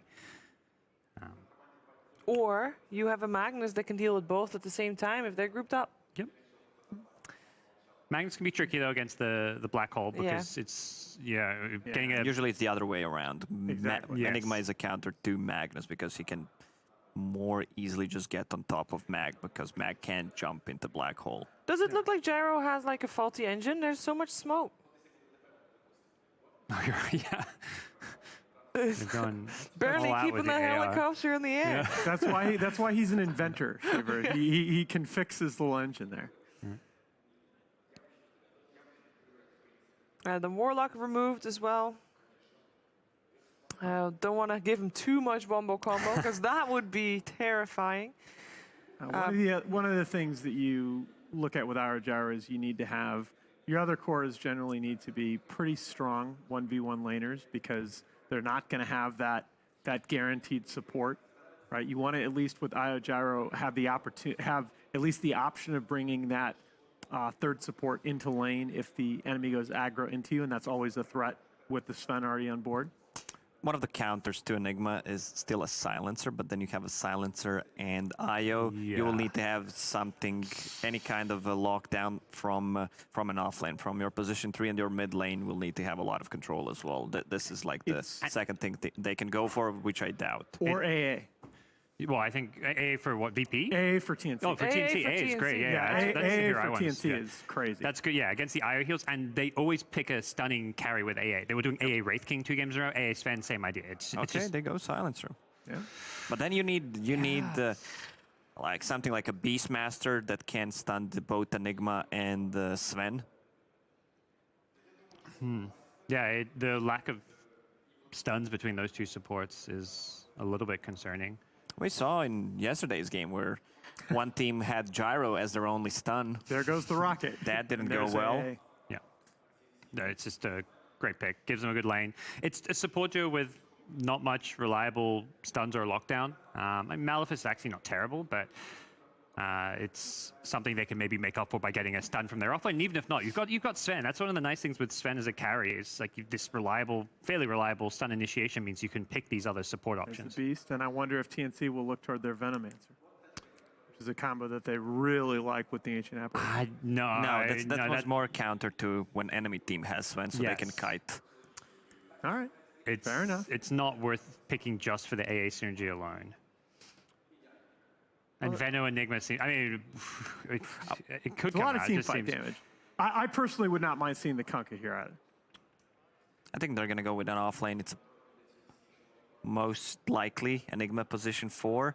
And I would love to see something that can like initiate, maybe build into Lotus Orb, so they have Guardian Greaves on Enigma at one point against the Global Silence plus a Lotus Orb builder. Their damage is pretty limited right now on VP. Bristleback would fit that mold. Bristle, maybe Tidehunter. Tidehunter. I like their well, but I think it's too much how TNC love to play. And the thing is Kunkka really counterable as a laning matchup right now? No hard counters anyways. They can ban OD if they're worried about that, but Kunkka, he doesn't get all the denies he used to with the changes on Tidebringer, but he's going to get farm in any matchup, except maybe the Monkey King matchup. That's one that used to be fairly Monkey King favored. That's why you have a ban. But I do wonder if you think about getting cute and even picking an Ursa if they ban the Monkey King. But for mid, against the Kunkka, Ursa is a do nothing kind of hero. It doesn't do anything for their drop. He's kind of crap. You can't pick a hero just because it has a just good lane. For the laning matchup. Yeah, I agree. That's more. I wouldn't mind seeing a Dragonite on Virtus Pro this game because at one point you're gonna call DK. I mean, you're gonna have this slow dragon. It's a melee versus melee matchup, and they're gonna need maybe one more stun. So they're gonna buy. There's the Tide. And the Tide.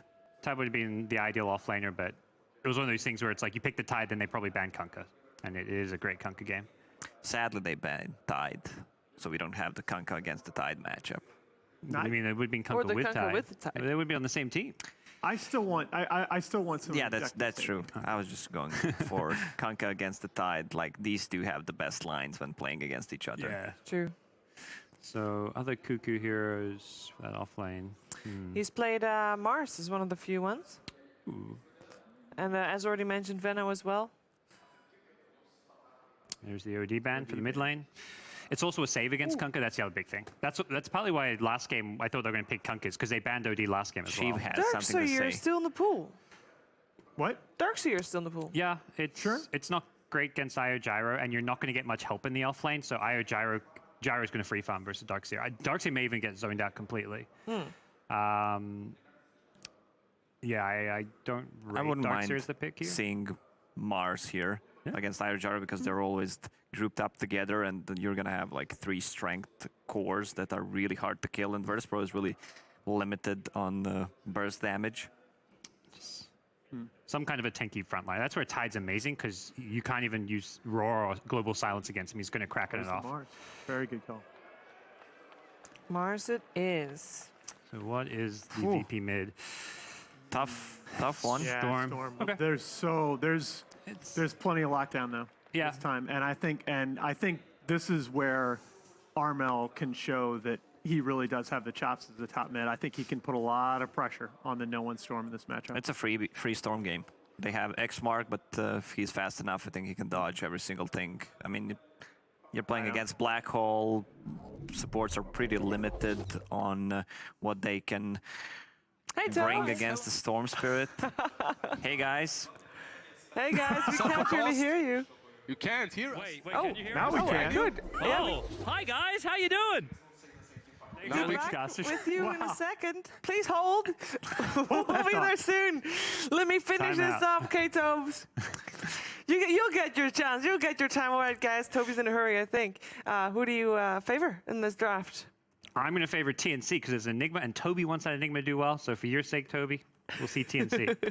I'd say TNC won the draft, but the way VP played in the previous game, I think they're going to have this. It's a good Storm game, but I'm a bit worried about their burst damage because they're not going to be able to achieve much with the Global Silence. Still going to go with the VP. All right. After Alliance Gambit yesterday, this is one of the series I was most hyped about the entire event. Game 3 hype, TNC.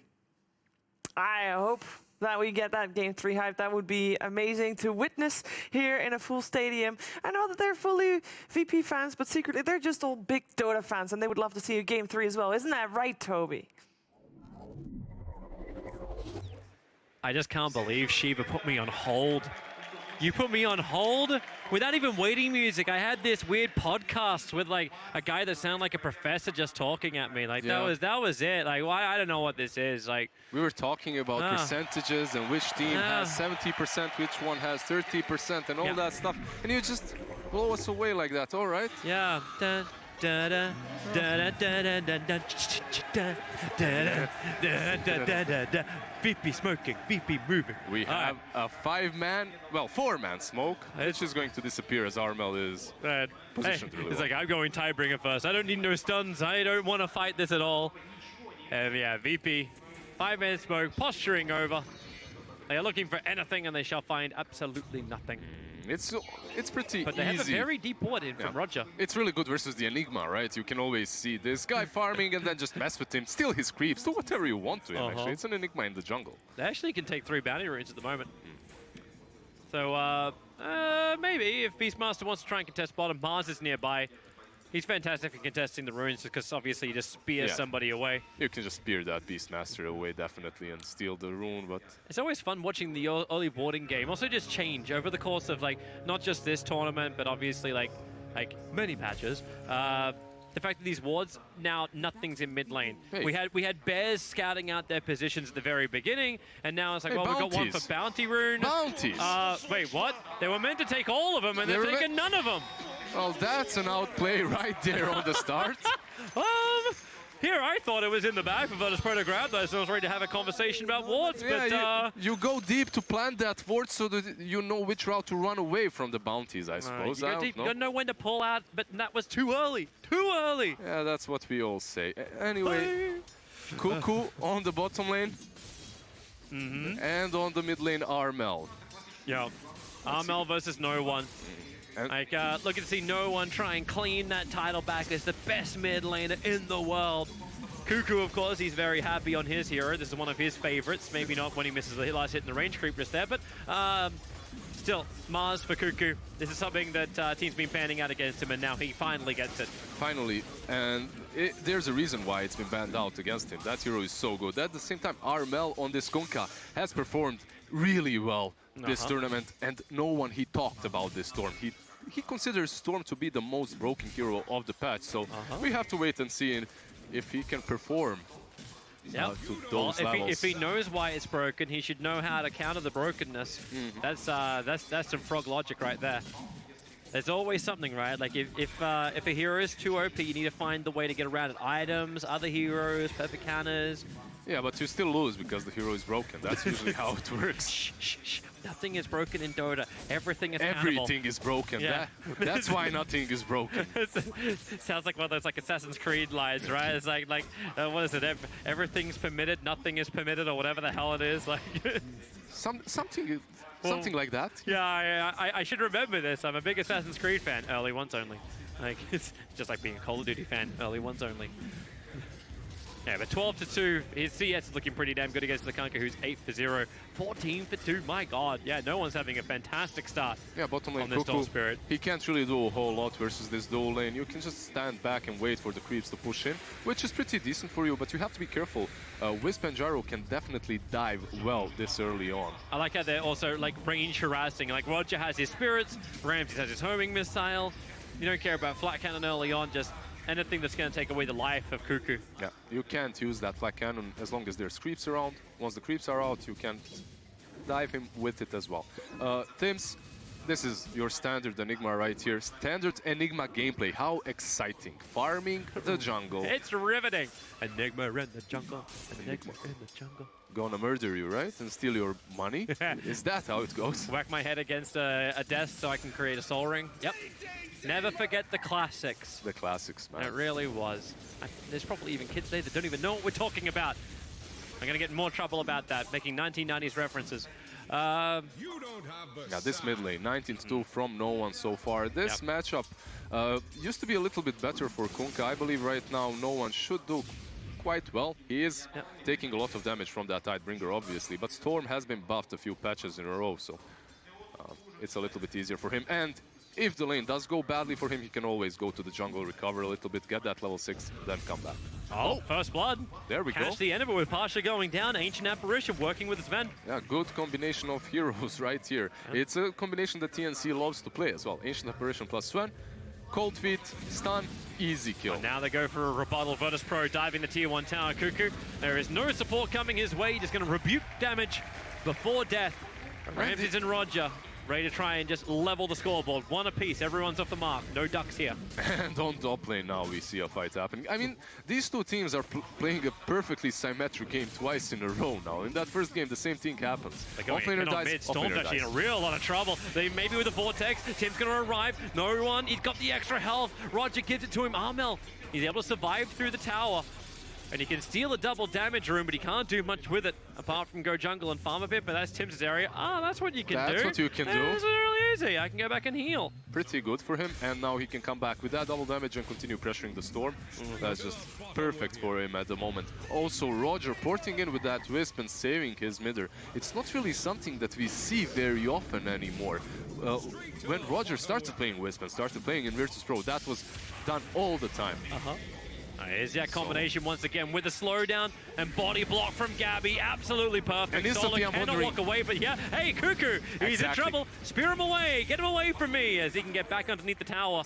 All right, well, that's 1 point for TNC, 0 for Virtus Pro. First time they get the kill on one side and they don't feed the Mars on the other. And even the bounties will be 2-2, yep. But Roger having the bottle, this is what makes this offlane just really start to function better. So Roger can just bring Ramses practically up to full for both mana as well as life. Go pick up the other while Pasha being hunted into the trees. The cold feet tick damage won't be enough. Gabby looking for him, moving around the trees as Pasha just looking for every single juke possible. Now the boar is up. He can body block him. No, Gabby gets around it in the cold feet. Able to reveal him. And AU. No, Korea actually going to take a hit from the tower. Yeah, it was there just to scout for the Beastmaster as well if he continued except the courier actually died to the attacks from the tower. So it scouts. Did it die to the... It should have died to the tower, the attacks from the towers came out. It had 2 chasing it on the way back. Sometimes you fly the courier over the hard camp and they just kill it for some reason when they have that movement issue happen to them, but this time around, I believe you're right, it was the tower following the courier. I actually got a funny feeling too, it was just delivering items. Even though we can make it sound really good, TNC were definitely scouting in the tree line. It was delivering, but then they did send it towards the Beastmaster too. Gabby? Gabby's in trouble, TP support is on the way. It's Enigma who's going to arrive. He's level 4, got arcane boots to give back, but they'll move back and just shrine. Sven is always a little bit difficult to take down one of those tankier heroes, so they just give up on it as they see the Enigma coming in for the help. And this is classic no one Storm Spirit, just going back into the jungle to farm. So classic that TNC's already put an Observer Ward down looking for it. Hey, here we go again. Another classic move. Yeah, Cuckoo, under pressure. Push him away, homing missile will still connect and Roger. No TP support's coming in from this one. Enigma's already used his to try and save the top. Cuckoo trying to save out in the tree line, but it won't work. You needed his Soul Ring to actually have enough mana to let that ulti out. The Arena of Blood. Yeah, sadly for his team, they don't care about it. X marks into the turret. Armel lining up for a big hit. No one losing a lot of life, but not enough damage, even with the 4 points up in the Tidebringer. Yeah, playing there on the edge, but he's fine. As long as there's no help for Armel, he shouldn't get these solo kills on the Storm, definitely. Pasha. Double boars can help slow up Gabby, but then he's like, all right, well, we'll turn and fight solo. What are you going to do? You going to try and help out? Well, you got harassment, but no mana to work with. Those level 3 boars are very difficult for Sven to deal with in the lane, and I wouldn't be surprised if he left it soon. to, unless this Enigma rotates in and they start pressuring that tier 1 on the top lane, per se. Is that something too that TNC should be looking to do? Like, obviously you have an Enigma, you want to add some pressure, but is the top tier 1 tower like... I mean, you're pretty much playing with Enigma in the jungle, like we stated before, so you're not pressured, you're just farming. That's your whole point right now. You could see that Cuckoo is completely left alone, lonesome on this bottom lane. It's like they don't care about him at all. And that's because they do have that Enigma, so... They're playing 4 versus 5 at the moment, waiting for those items to end levels from the Enigma. This is nice for no one. A double damage rune in the bottom river. He can rotate down, but up on top, Solo. He's the one being initiated in with the cold feet. He'll move away. Pasha now to battle underneath Midnight Pulse, but he's got the Roar out already, keeping Gabby away. And Storm Spirit with that double damage rune rotates in towards the top. Wants to kill off Sven's, able to claim it. Then through more, but Armel's already there with the X-Mark, Torrent, and Shift. The combo is sweet! The Storm's not dead. Bottling up, running away, still had a heavy amount of damage. Armel hasn't given this up just yet. And he can go towards Solo. No, the Vortex. Surprised they didn't go for that solo kill. Also, you could see that Solo was running in the opposite direction of no one, so he doesn't get cleaved. Very well played by them there. At the same time, Sven does fall, which is... Oh, they found a new target. They found Silencer over on the sideline. It's He does fall in the end. Yeah, he does. He walked over. It was the Observer Ward that was planted down to watch the farming of no one previously. But just let him know, like, we walk up the hill, we then take the kill. Cuckoo is just hiding behind the tower over here, but Kunkka is rotating in. They're bringing help. Armel, all they need to do is get the X-Mark off, and he can hold him there. Now, there is a relocate save possibility. So even if Cuckoo lets the ulti off, maybe you have to catch the IO as well. Yeah, you have to be careful how you use that X-Marks spot. Or Roger has to be careful how he uses the relocate, that is. So...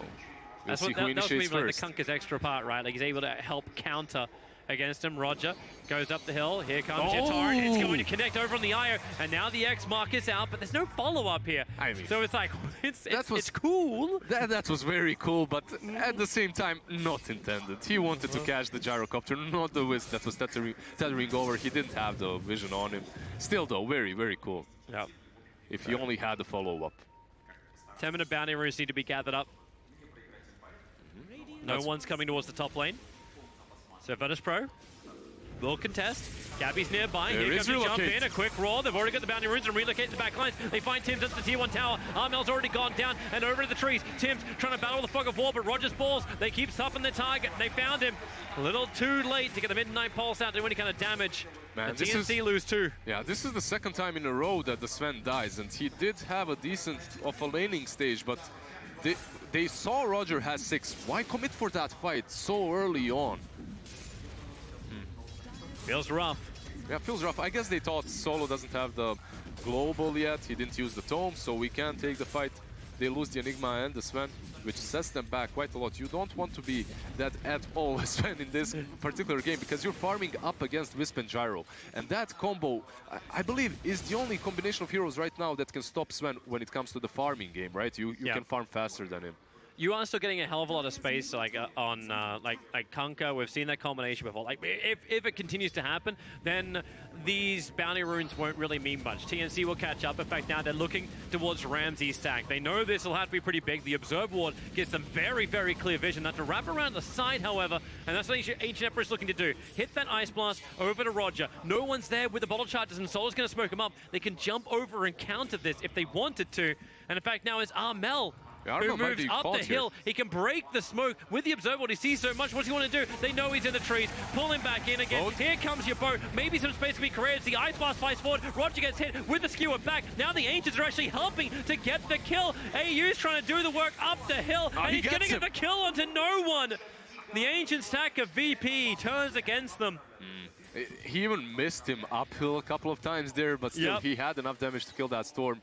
And that's all because Armel, he used that boat instantly so that they cannot take him down fast enough and go for other targets. When you're caught between all of VP's heroes, it's like, okay, I'm ready to write Armel off. Like, and all of a sudden, wait, we have some investment. Regeneration Rune just stolen. EU is in trouble. Support's coming over. And now, with a torrent, it connects over on the IO. X marks the spot. Roger. He's going to come straight back. And Rams is like, okay, I'm sorry, bro. You're going to die. A tether away will not work. The Mallet for stun from Tim's. Just canceling that tether away. A couple of heroes that work really well against that tether right now are Invoker's Cold Snap, right, and Enigma's Malefice. You can't tether out any longer as it does break it. It does stop you. Before, if you tether, like you just continue tethering, even if you're stunned, it doesn't matter. Right now it works a little bit differently, and I believe it's a well-deserved nerf for the Wisp. The hero is still very strong, so... He's still being picked up a hell of a lot, even if it's mainly with the Gyrocopter. Combination still works. But Virtus.pro, this early aggression that they've had around the runes starting to slow down a little bit as TNC moves back into farming pattern. And this means we see Sven as well as Kunkka really start to scale up. Yeah, we also see that Enigma has a full mech completed. So, net worth, even though Virtus.pro were the ones winning these fights, kind of, Enigma just pulls them up ahead when it comes to net worth, as that Arcane Boots and mech is completed on her. And with this, TNC's team fight gets stronger. VP, they want to hunt. So double smoke up, heading towards the bottom lane. Cuckoo's the target. Yeah, they have the reload as well. He's like 2 points of experience away from level 10. Now he'll grab it. And Pasha wants the roar. Tanky. Here comes your relocate. Cuckoo into the trees. Arena of Blood might be able to just hold him out. But now, yep, he goes for your first hit. The cooldown's coming and Cuckoo just runs. The top tier 1 tower is the trade-off. He'll let the Arena of Blood out as now begins his TP. Pasha said the homing missile will connect. So nowhere to go apart from dead, but he can make him work for it at least. This is a hard burn at the gym. -2. That's some easy intelligence for Solo. But Tims takes the tier 1 tower up on top, and they're not stopping there. They want to push the tier 2 tower and force VP to go for, okay, you can kill Mars, but you'll lose 2 towers and get a tier 1 tower trade-off. This is the power of support Enigma. Even if you counter Enigma with heroes such as Silencer or Rubik, you don't have to play around the black hole. Just play around the utility that this hero gives you, and that's the utility of mech. If you farm so fast that you have that mech on a position 4 and then you start pushing with it. They lost their vision, TNC, so they don't feel as confident to be here anymore. In fact, AA is already TP'd away, but she can still hit her Ice Blast. He can hit a Ice Blast from a while away. I'm fairly certain AA is a male. Yeah, I'm certain that as well. But I keep on calling Enigma a she, but who am I? I don't know. I can't. Enigma has no gender. Yeah, Enigma exactly. is an enigma. If we knew the gender, that's too much information to know about Enigma. Those packs, though. You know, the only person who knows about Enigma is Templar Assassin. Because she stole the information about Enigma's home. Yeah, the secrets. I've heard of that. And then Enigma like destroyed the library. That's why TA is like the last TA or something, like the last of her group. Thank you, Slacks. He has educated me on that. Thanks, Slacks. Thanks, Slacks. Also at the same time, Slacks. Everyone in the chat knows what to say about Slacks. Starts with an F. Just tweet at him a little bit. Yeah, no. That's all we want. No more mistakes on that front. Kunkka is in the middle of 3 heroes right now in the mid lane, but X-Mark spot pulls him back. Just cleans up the wave, gets information on Virtus.pro's movements. Yeah, you can see that Virtus.pro, they aren't having these movements that always connected on the right targets, like in that last game. Yeah, they did take down the Mars, but they lose a tier 1 for that. Oh, no one? Yeah, he's Vortex, he's X-marked. He's X-marked, he's fine completely. This time around, TNC is doing a better job. There's no way to pull him back on that, right? Like, if there's a perfect timing on Vortex that you can do, you still return to X. You still get returned, yeah. Stormbot flies forward, Solo, Cold Feet, as well as Vortex is down, so cannot walk it off. Yeah, that's God Strength committed from Sven, which is quite a big ulti to use for Solo, but you're happy with that. You still get a good kill on that Silencer. I'm actually wondering, too, like how TNC approached like later fights. Like Tim's, yeah, he's getting Greaves, but obviously if he starts a black hole, nah, you can't. You're pretty much, you're pretty much just waiting as for Enigma. Silencer to die. Yeah, you're for Silencer to use global or to die. That's it. Knowing Solo, he's going to be very patient with that. And knowing Solo, he'll have buyback always available. Even if you do get the kill, he just buyback and then trigger it. It can be a double-edged blade as well, because you're saving those Reaves that give your team utility for the global, and then someone dies because you're saving it. So you just have to burst one target low enough to force the Enigma to use the Greaves, and then afterwards you can global silence. They're pushing top again, TNC. Any kind of pressure that brings VP back to their safe lane, takes them away from that bottom lane of the Radiant side, which is always the nuisance, always pushing in. Always pushing in, but while Armel is playing on this top lane together with Cuckoo, Wisp and Gyro, they're just farming alone around those Ancient stacks. They're getting so much. No one is farming their jungle too. Yep. He's going to go in for that. Actually, you've already got BKB flying out for Gyrocopter. That's That's a fun timing for VP. Maybe they do something with it. Yeah, but you see the item build from him was drums and now the BKB too. Well, that's a lot of sustain on this gyrocopter. He just doesn't want to die. It's not your Maelstrom or Aghanim's build. Yeah, exactly. It doesn't really help you farm faster though, this item build. It does definitely help you fight. It's like a sustained test from Virtus.pro in this game. They understand their timing is probably going to be a little bit later. It's problematic to go for, let's say, Maelstrom or Aghanims, even when you're playing versus AA and Konka. You just get blown up instantly, so... Mel always pushing out with his X mark. VP are looking for something. They're smoked up. That torrent, it actually connects on solo. The smoke is going to break, and then a quick cusp. He's already back with the X mark. Pasha can't find the opportunity he wants. Now they come underneath the observe board. Ice Blast flies forward. They should be able to get at least a chill over on Roger and Ramses, but underneath the shrine, Ramses, he thinks he gets enough damage to get through Mars. Still no Arena of Blood up. Now he'll actually get it. Lock him on top of the shrine. Do you want to buy back for this one? Doesn't look like it. Instead, no one jumps all the way over the Arena of Blood to go after Tim's. Some Alphas to buy Tim's a little bit of time, but not enough. Yeah, that arena was a little bit too late over there, my friend. He was already dead, so just wasted that ulti. Enigma as well. Like, you can't contain Storm. He just flies over, zips over that arena and gets Enigma too. And VP are looking for more. TNC, if VP can find it, they can move in towards Roshan. They want the tier 1 tower to begin with. Yeah, you have to be careful. That Mars is respawning, and so is Enigma. Just 8 seconds remaining, so you can't even take the tier 1 off of that. And you have no global. Yeah, but you are farming, so you're fine with that. Like, you took over their jungle, you're farming. By the way, that rune there, that arcane rune, Storm wasn't going instantly for it, and I love no one for that, because he definitely learned the lesson from the previous series. Well, not previous, yesterday's, in which Sark jumps that rune, gets instantly hexed, double hexed, they just died there. Yeah. TNC was also doing the exactly same thing, so very well played by Virtus.pro around there. Now TNC, they just have to find a way to utilize those Greaves and everything that they've got on their supports. Yep, that's sustain. Like, once again, like, you're going to push 5 heroes to the top lane to take a tier 2 tower. Like, this is the 3rd time you've now moved for this objective. That AA ulti was... I guess he's just trying to outpush a little bit with it. It's something you do every now and then as an AA. In Australia, we call that a wide. Yeah, usually you... That's outside the markers. Exactly. Usually you have to hit the creeps to kill them, so perhaps the next time he'll try and do that. I don't know what's your national sport? Our national sport? We play football. Football? Yeah. Okay, then out of bounds. Pretty much.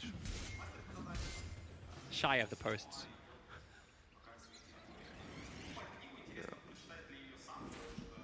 Alright, so Roshan's still an objective. I don't know if anyone really wants to go into it, however. Like, it feels so dangerous just to cluster against both of these sides. Nah, you're just happy farming around here as Gabi, just getting your items for now at least. You have the BKB completed and the Echo Saber. But this is always a problem when you have multiple cores stuck on the same part of the map. You usually either smoke out and spread out the way they just did, but it's not very efficient, and that's where Wisp comes into play. That's why teams with Wisp are so good, because you can just spread the map much easier, and then you have that vision from the Beastmaster to help it even further. You can see TNC, like they're making a priority of it. They need to get in there, get rid of it. Yeah, you know what other thing? Virtus.pro is really good that you have this silencer. He can clear the waves with his first spell. Also, Boris can push in. You don't even have to show up on these lanes. You can outpush the lanes, which leaves TNC clumped up. That's why they're doing this, because they don't see anything across the map. They aren't seeing these heroes right now, and you have to be careful. They have Relocate, they have Storm, and the Beastmaster. They can jump on anyone at any given point, but they aren't. They're farming instead. Yeah, I'm hearing you a lot with the Virtus.pro. Like, yeah, I think their initiation is wonderful, but the more and more this game goes on, it also feels like TNC's got really, really scary damage. Oh, definitely. I've seen Kunkka cleave through an entire team, and you've got Sven who's building into that Daedalus, so you jump on someone, but how do you stop yourself from getting instantly bursted with heavy damage output, something that the IO cannot regenerate up through? Definitely. I hear you. TNC, they scale very well with the Sven and the Kunkka, but I believe Virtus.pro right now, they understand that this smoke is happening. You can see Pasha retreating. X-Mark. Looking for the target. It's going to be Pasha. Looking for the Raw. Stormbolt up. Easy follow-up. And here comes your Ice Blast forward. No one. Just ball lightning straight over the top of him. Yeah, sadly, he did not retreat on time, which is peculiar because you see that ward behind the tier 2 that's so deep. It did scout out the smoke. That's why they were so converged around that shrine. They knew what was coming. Pasha just a little bit on the slow side, though. And they almost got more. Like, looked like VP wanted to fight that. Like, they relocated the gyro and the IO in, like below and to the right. Yeah, they were close enough. They're thinking, if we do get the roar off, then perhaps we can fight. The roar doesn't go. They also see the BKB used, so they bail. Yep. That initiation starting to come up from Cuckoo. So TNC's ability to actually jump forward is going to be on the back of that Blink Dagger of Mars. It's going to be so crucial for them. It sets up everything. You have the Black Hole afterwards, the Midnight Pulse, the AA ulti, and obviously Kunkka with the boat. That Blink from the Mars is going to be really big in these next couple of fights for them. And this isn't the first time we've seen TNC under pressure to hit their combo right. We saw it earlier today. And my God, did that hit. Obviously, you can't start the same way with the Enigma, so how do you do it? You find a replacement. You find it through the Mars. VP push the bottom tower, and even if TNC group up, they can't get there in time. The tower is toast. Yeah, they're already here way too soon. With the Beastmaster passive and the gyro being there, they push way too fast. You can't react to it unless you're already there when they start pushing. Yeah. Which they weren't. Cuckoo was getting that link. So both teams have lost their safe lane towers, tier 1s and tier 2s. The advantage for TNC is they still have their 2 tier 1 towers in mid as well as top. That's something that VP lack. Oh, but VP don't lack vision. That observer ward, I think it caught the edge of the smoke of TNC. That's the second smoke that it caught, so they should understand what's happening. You can see them retreating, but Pasha They don't see the Blink Dagger. Pasha doesn't want to be caught out. Here comes your Ice Blast. Virtus Pro, no way they can save him. Yeah, this is so unfortunate for them. Blink for Enigma too. Yeah, they read the movement, but they don't react fast enough, and they run in the wrong direction. A little bit greedier of direction. He thought that he had enough time, but that Blink Dagger obviously catching him off guard. Pretty well played by Mars. And back-to-back deaths, and Pasha, well, he's still got the Vlads as well as the Solar Crest, but he's been slowing up a little bit. He was looking to get BTs as well as Blink Dagger, so he was meant to be that increase to global, but more of like that jump-in initiation of Virtus Pro that doesn't require the Storm Spirit to be the frontliner. That's his job. While TNC are getting what he's searching for, Pasha with that Blink Dagger, they're getting it in droves from multiple heroes. Enigma Blink, you've got your Blink over on Mars, and obviously Kunkka has just been running himself in with armlet with all this heavy strength with an escape mechanism through the X mark. They're definitely hitting their timers and buying the right items, unlike that first game, right? Trouble for Mars. Is he? No, they have no stun. All right, cool. That's some good bounty runes. Yeah, and if you're a Virtus Pro right now, I believe your next huge spike is Ramsey's getting that butterfly. After that, it's going to be a little bit easier for you to fight as you're actually going to have damage. They're definitely lacking in that department at the moment. Storm is all right, Gyro is all right, but they could use an extra oomph at the moment. I'm actually wondering too, like how you itemize against that. Like, do you look for, like, well, Mars is going to get a BKB, and so is the Enigma. But do you start thinking like, is it worth getting guards? Is it worth? Well, you can. Like, at least getting some reduction. You can get some reduction versus Gyro always. It's good. Versus no one too. And it seems like they're banking on their team fight instead. And hello, Solar. He's a big one to kill off as well. Ice Blast is coming in. X-Mark will hold him there. So Solar will end up going down. He doesn't have buyback available. So Tims will feel a lot more comfortable, even though Roar is a problem. Yeah, Roar is a problem, and perhaps you do not know if he has a buyback or not. So because of that, you don't want to be baited into that fight. It happens so many times. You kill the silencer, you think you can go and initiate, he buybacks, uses that global, suddenly you're losing that fight because you wasted the big ulti. Yeah. And even once he has the BKB up, like, he needs BKB and a Lincoln Sphere to protect himself from the Beastmaster. And then... it's such a nightmare. Exactly. It's a very difficult game for Enigma, but he also played versus Vengeful in that last one. That he did. And what do you need? You need to play well always and constantly wait for one mistake from the enemy team. And that happens. Like, a lot is at stake here. Virtus Pro is playing on their home ground, in front of their home crowd, and yeah, definitely, it does pump you up. It feels good, right? Like, they're constantly chanting. But oh, no, what he's waiting, Armel. I don't want to go back. I don't want to go back. He's going to get the ship off. Maybe some space could be created, but they relocate in the TP away to safety. Yep, they got him. They got him. He can't get out. He's totally toast. 65 seconds down. Armel worth 579. And Roger is the one who will be shouting everyone's drinks tonight after claiming that kill. The Blink Dagger is now up for Beastmaster, so they've got their own initiation They VP. first need to, well, if they lose the series, he's definitely paying, but I believe they're going to leave the drinking for, actually, never mind. It's No, Virtus Pro. it's Virtus Pro. Yeah. What are you talking Never about? mind. I'm They're wrong. literally just saying like, yeah, so what's VP doing? Oh, we're just chilling with Gambit, just having some drinks through the evening. All right, sure. Last night I was invited to go karaoke at 1 a.m. Pretty Cuckoo good. puts the wall up. Whoa, that's well off the mark. No one's going to try and capitalize jumping in and out. He doesn't care about the arena of blood. And that's one very dead Cuckoo, TNC.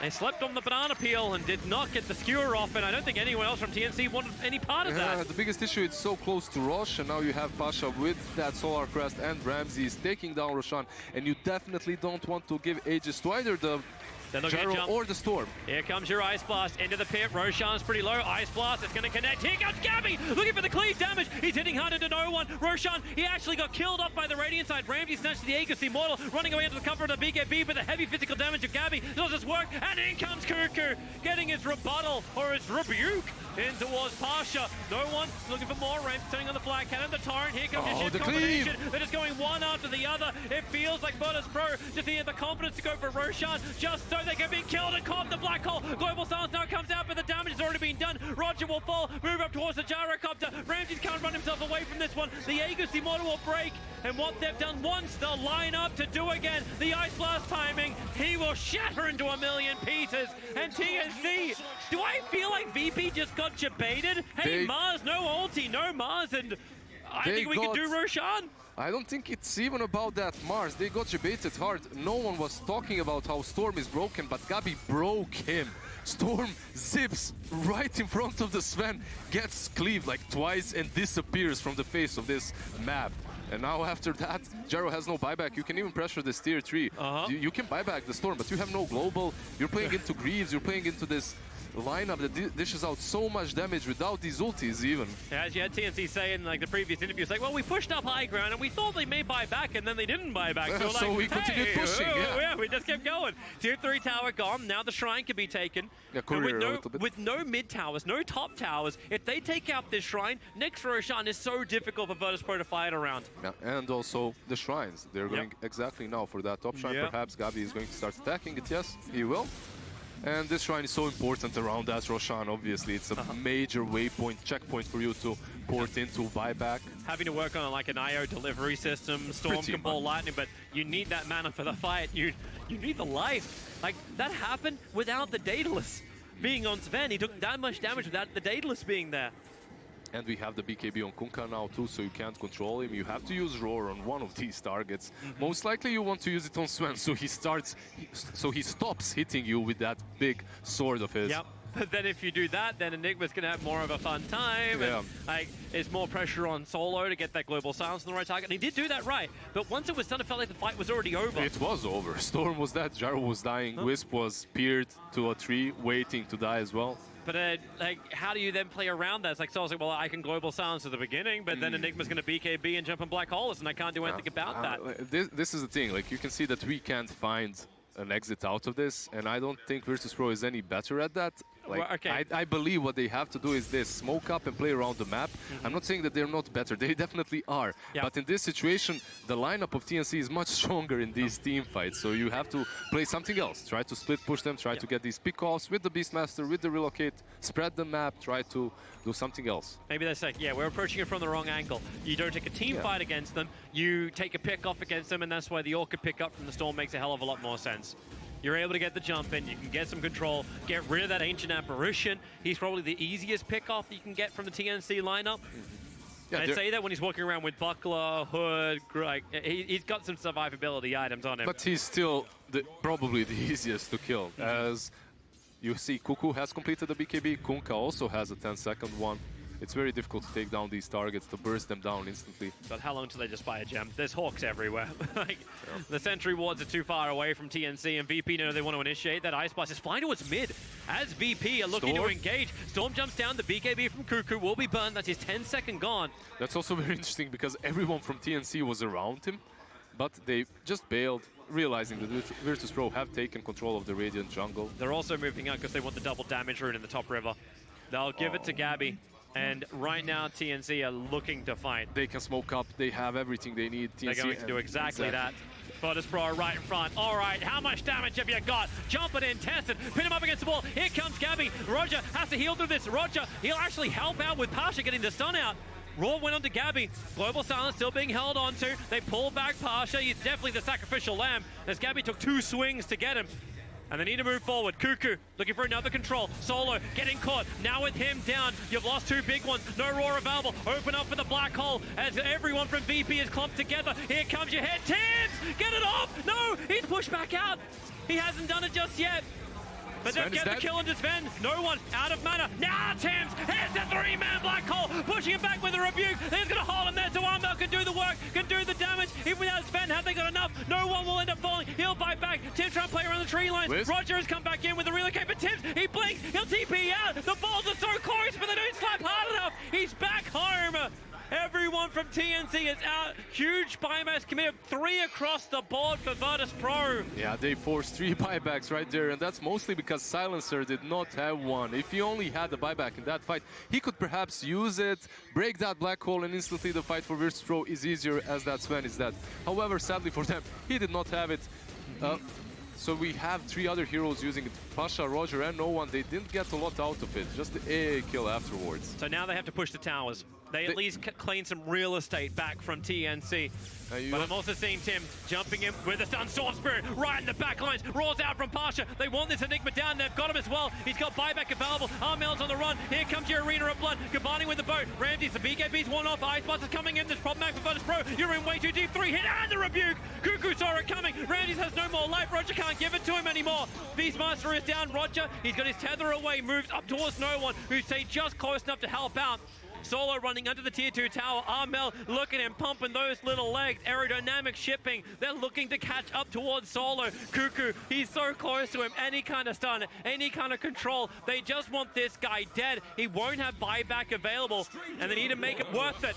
Turning around, here comes the skewer, pinned to the trees. They have the reveal with the torrent. They've already found the kill. Solo is down, and the counter push begins. Roger tried to help him there with the Glimmer Cape, ineffective because, yeah, the spear alone would give them the vision, but he also had the dust there, so they catch the Silencer, they take him out too.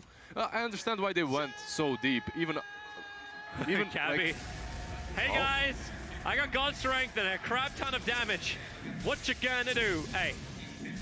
They do have the glyph, so that's something that they can do, but only for a few seconds. 15 seconds to Gyro. He does not want to buy it back, not for this mid-ranks. Why is TNC always putting teams in this position where it's like, man, I don't want to buy back, but I have to lose a Rax if I don't. Now you're going to lose all the 4 35-minute bounty runes as well. Yeah, Roger's trying to creep skip out with a relocate, but well, he slows it. He did something that used to work before when the Spirit Balls hurt a bit better, a bit more. But he didn't really manage to do anything there. He still loses the Raxes. He didn't even get the creep wave. Virtus.pro, after you commit 3 buybacks like that, you want to be diving the high ground. You want to go and try and get a kill or 2. They almost caught TNC off guard. Sadly for them, they didn't. Gyrocopter dies, so does Pasha. They don't have a buyback and they don't want to use one on Gyro, and suddenly they're 1 Rax down. And they're getting faster on the items now, TNC, and MKB done. You know, 1 second, come on, give him that one at least. A second slower, SAP, be nicer. And the Daedalus conquer. Like they're just amplifying their crit. Such heavy, fast, physical damage. And when that Ice Blast connects, VP know, like these BKBs, they don't even protect him anyway. Daedalus on Kunkka, MKB as well on Sven, so that Butterfly on Gyrocopter is pretty much ineffective versus him, hitting him. Where is the movement? Virtus.pro. Just trying to push out the side lanes again, going back to the strat you're talking about, right? Like keep the side lanes pushed out. Yeah, you can play global, but then you get the jump in over on the top lane, going after the Io. Ice Blast comes in. 1 more attack from Gabby will do it, but Roger, the Glimmer Cape is protecting him. He's farming up first and then killing later. Roger, Gabby, does he check the right way? He goes north. Roger went south and he relocated all the way back home. They should find him though. Midnight Pulse is there. Hey guys, like we need to check the trees, clear the trees. Got him. They're just waiting for him. He can maybe try to port, but no, he's just going to die. It was fun. It wasted some time.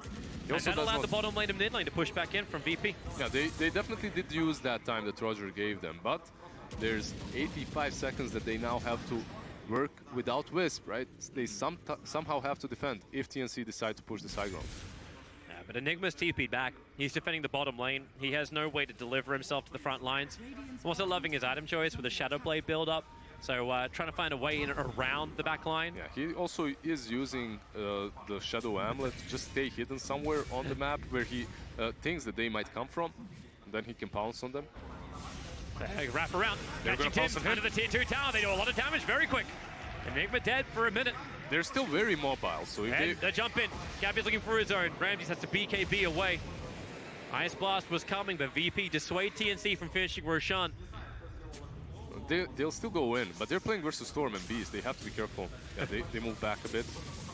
Gabby, he wants a piece of this towards Pasha. The blink away will happen in time. Stormball's not looking good, and Gabby doesn't really feel this at all. Yeah, he doesn't, but he used the BKB. And also the Enigma is dead, which leaves Virtus.pro in a good position for the next 30 seconds. But they don't have the Wisp, so the question is, do they really want to do anything without him? They got BKB on, BKB on Storm is going to give you the confidence to jump. I think one big thing that they're also waiting for is the level 20 on the Wisp. Once they have that, it's going to be a little bit easier to damage them with the Gyrocopter. That talent nerf from level 15 to level 20 on Wisp definitely did hurt the hero a lot too. Amel just forever shoving this lane. As safe as he possibly can. Yeah, no Yules on the side of Virtus.pro, so they can't really stop that from happening. They can't really catch him. They really do need that gem over on TNC. Is he the Hawks or is these two Observer Walls seeing way too much? It's on Mars, I believe. So Mars is the one carrying it around, but you have to be everywhere, yeah, right? You need to be in range. Yeah, exactly. It's like, I see the Hawk. If I move down, he just saw it. I think he just saw the Observer Ward in the camp.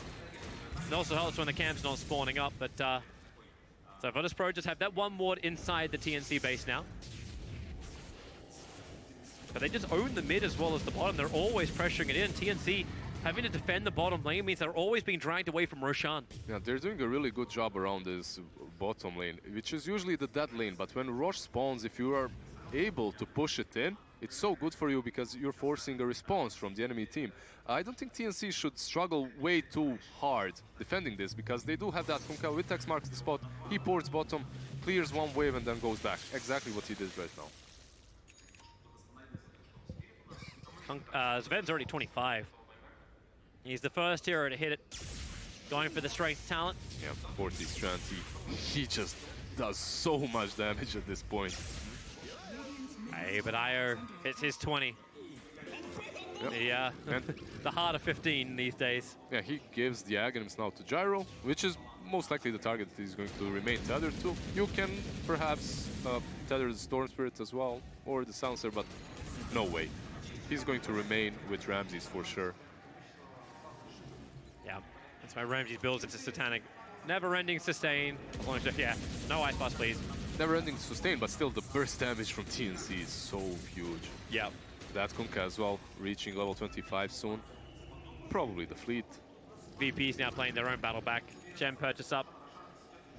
So they need to ensure that they're not under vision of TNC, or else this team fight that TNC wants to nail gets a little easier if they can see where Virtus.pro is. Yep. Virtus.pro, they had a really strong vision game so far. It is becoming a little bit difficult to have it now versus the gem on the Mars. They're going to try and counter it with the gem on Beastmaster too, like you just said. Yep. Sentries everywhere. Gems are everywhere. There's also smoke from Pasha and no one towards that bottom lane. Also, one good thing is you know that someone is going to try and outpush that lane. Sadly for them, they might just run into the AA. It's a good kill, but... They try to jump away. Oh, they found Gabby. There's your raw. Already starting it off. What can you do? Well, there's a quick blast, but fireman, VP, they arrived so quickly with no Sven, no AA. And on the bottom lane, they force Cuckoo to use BKB too. Oh, so huge. He may not even be able to get back. Ramses is continuing the chase. Here comes your call down. Storm Spirit's going to jump up. Tim, he has to do something, but what are the abilities left? Here comes your ship, but now you've actually lost Mars. The fleet has arrived, but... Talking about pickoffs. Oh boy, but they still have to go home. The base is still being beaten into the tier 4s. Yeah, you can send Storm back, and instead they do not understand that Sven does not have a buyback. That's why they're not pressuring high ground. At the same time, going for Rosh is so good for them. It's Aegis and Cheese. And it's much easier to know if they're going to buy back and port here. It takes more time, right, than on the high ground. So I cannot believe that VP was actually given that jump. TNC, like they walked out to do some observer warding, but Sven, like, well, the observers and Sentry was down, must have given him confidence just to walk, but they were under the cover of smoke. It's because Ancient was in front, right? Ancient was the one in front. He was warding, and Sven was, all right, if anyone dies, it's going to be my position 5. I don't care, I'm a carry. Look at him come. Still no Sven for 30 seconds. VP was so quick with Roshan that they will continue the push up through mid and look to try and claim that Rax back. Yeah, 6.5k gold on Gyro. He's going to finish that Satanic very soon too. Oh, Storm straight in. He knows the Observer was up. It won't last much longer, but the blink hit. Pasha goes for the Raw initiation. Wants the big target. Mars They can buyback. bring down Kunkka, but Armel's difficult to kill off. So doesn't use the BKB to cluster up a little bit too much. Cuckoo. Now he's going to put down the Arena of Blood, lining up for first to fleet, but they've only killed off the Beastmaster. They need someone else to be pulled back. No one's protected by the BKB. Now, no longer, Roger, under the Sentry Ward, able to tether himself up the Ramsey, so has all that movement speed to get him back over the river. All right, so they did buy back Cuckoo, but they did take down Pasha and they defended the high ground, not even losing the tier 3, which is still pretty good for them. They are still 8k ahead, not in a bad position whatsoever. They have that black hole, they just have to find a proper way of using it. And if you remember from the last game in which they played the Enigma, it only takes that one good black hole and you just wipe Virtus Pro. So. Yep, especially as like this is like even later into the game, you've got the fleet to hit, you've got double the crits, You and also the Ice have the Blast is 5-man. removing everything. You also have the 5-man smoke for you. Give her a crack. Kunkka's going to try and live through a little bit more. Oh, okay, yeah. And the double damage. Oh, Why yeah, not? sure. Gabby's looking at it. It's like, all right, who wants this? Bait it, guys. Just wait. Someone will come. It's too enticing. And they've arrived. Cuckoo with a jump in. They found the gyrocopter. Is there a way to get him back? Roger's trying to do it right now, but he can't do it. The Aegis ball's already popped. Xbox spot. They want to kill up this IO. Maybe they can't do it. They move over to no one, but the Arena of Blood's back up again. These BKB don't have much time, and Ramsey's just getting ripped apart. And maybe they have the side. The black hole instantly cancelled. Solo burning off that global silence, but Armel still wants to fight. The X-Mark Torrent, not the perfect timing for him, and he's kind of left on the wrong side of the river. BKB, he can TP outside this one, but no, it'll wear off. The Vortex is ready from no one. Armel trying to hide Invis. Have they actually got him? No, yes, yes, yes, yes. Yes, indeed. Yes. They got him. At what cost, though? They did force the Ramses to buy back and Pasha, too. So they're in a really bad position at the moment. But if they perhaps go to push high ground and realize that Kunkka doesn't have a buyback, this could be really good for them. But it's still so risky.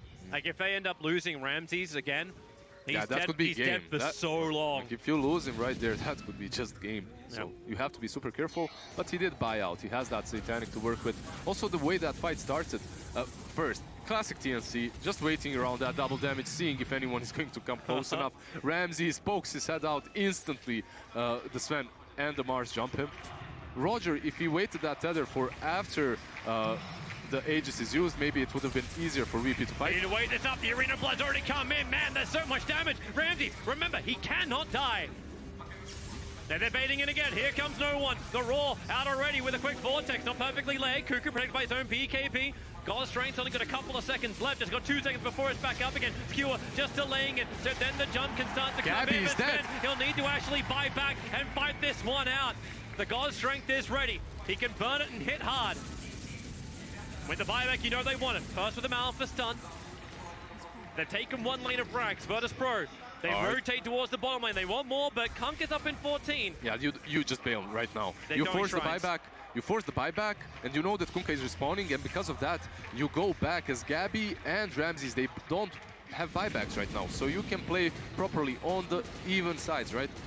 It's all about who gets the first pick off right now. Yep, they're coming out, TNC. That's a fun TP down towards bottom lane. Ramses still does not have that buyback. I don't think Pasha really wants to be there. Storm Spirit, long jump forward, but Gabby's already blinked himself away. It was also very difficult for them to push the high ground without the BKB on Ramses. Very disciplined that they went back. Now it's about who positions themselves better on this map and just wards one single area to play around it. And Radiant right now is in a little bit of an advantage because they can do it around the Rosh pit. Yep. Obviously, Roshan isn't going to spawn in a really long time, but still just taking control of this area of the map is very crucial for them. We're starting to reach 25s even more. Mars has his. He's got his plus 80% crit. It's not like TNC had anywhere near enough crits as it is. They had enough damage even without this. This just adds to the pain. And Storm Spirit's making the auto remnants everywhere.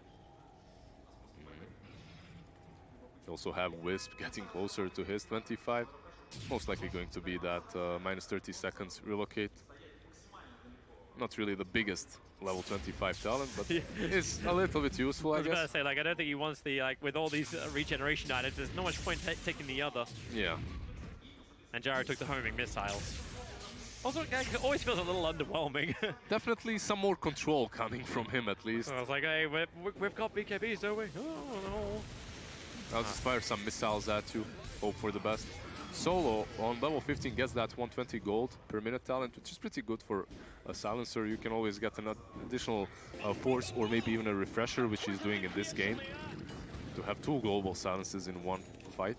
Yeah, we all need it too, considering Nick was building a refresher as well. So it's 2 black holes. Counter the counter. 2 global silencers for 2 black holes. That sounds like an even trade in favor of Virtus Pro, so not so even.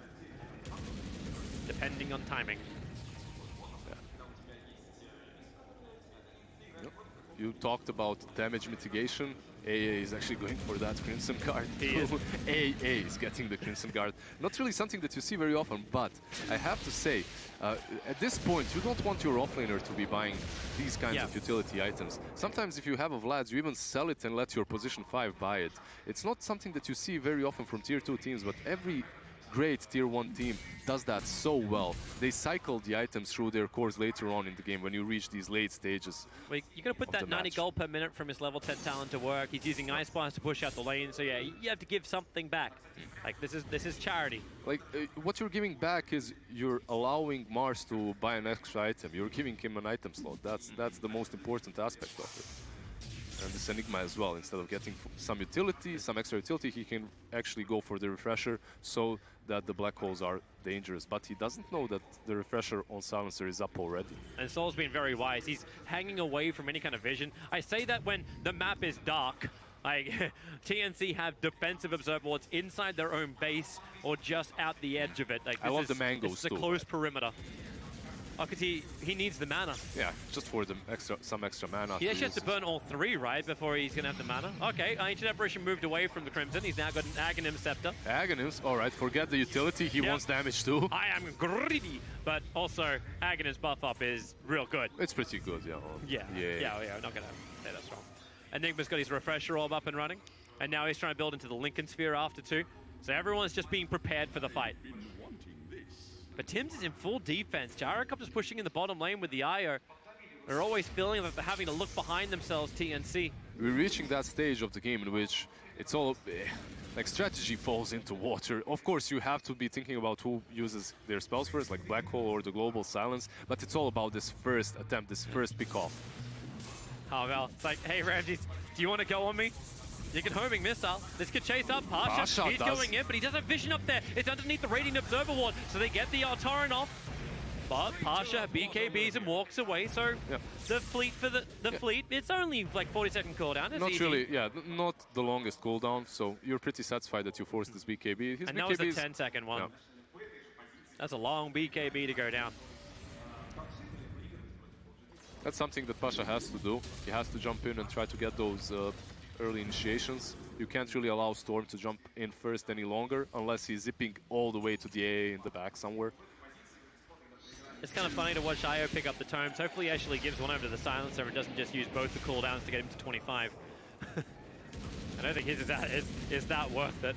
Yeah, I believe the tomes on Wisp are definitely much more worth than on the Silencer at the moment, because Silencer's levels after level 15 aren't really that great unless he's going for the right-click damage.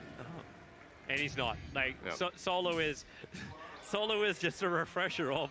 Exactly. And an Aghanim Scepter, which he's trying to build towards. That's it. He's just 2 global silences. He's basically a global silence at the moment.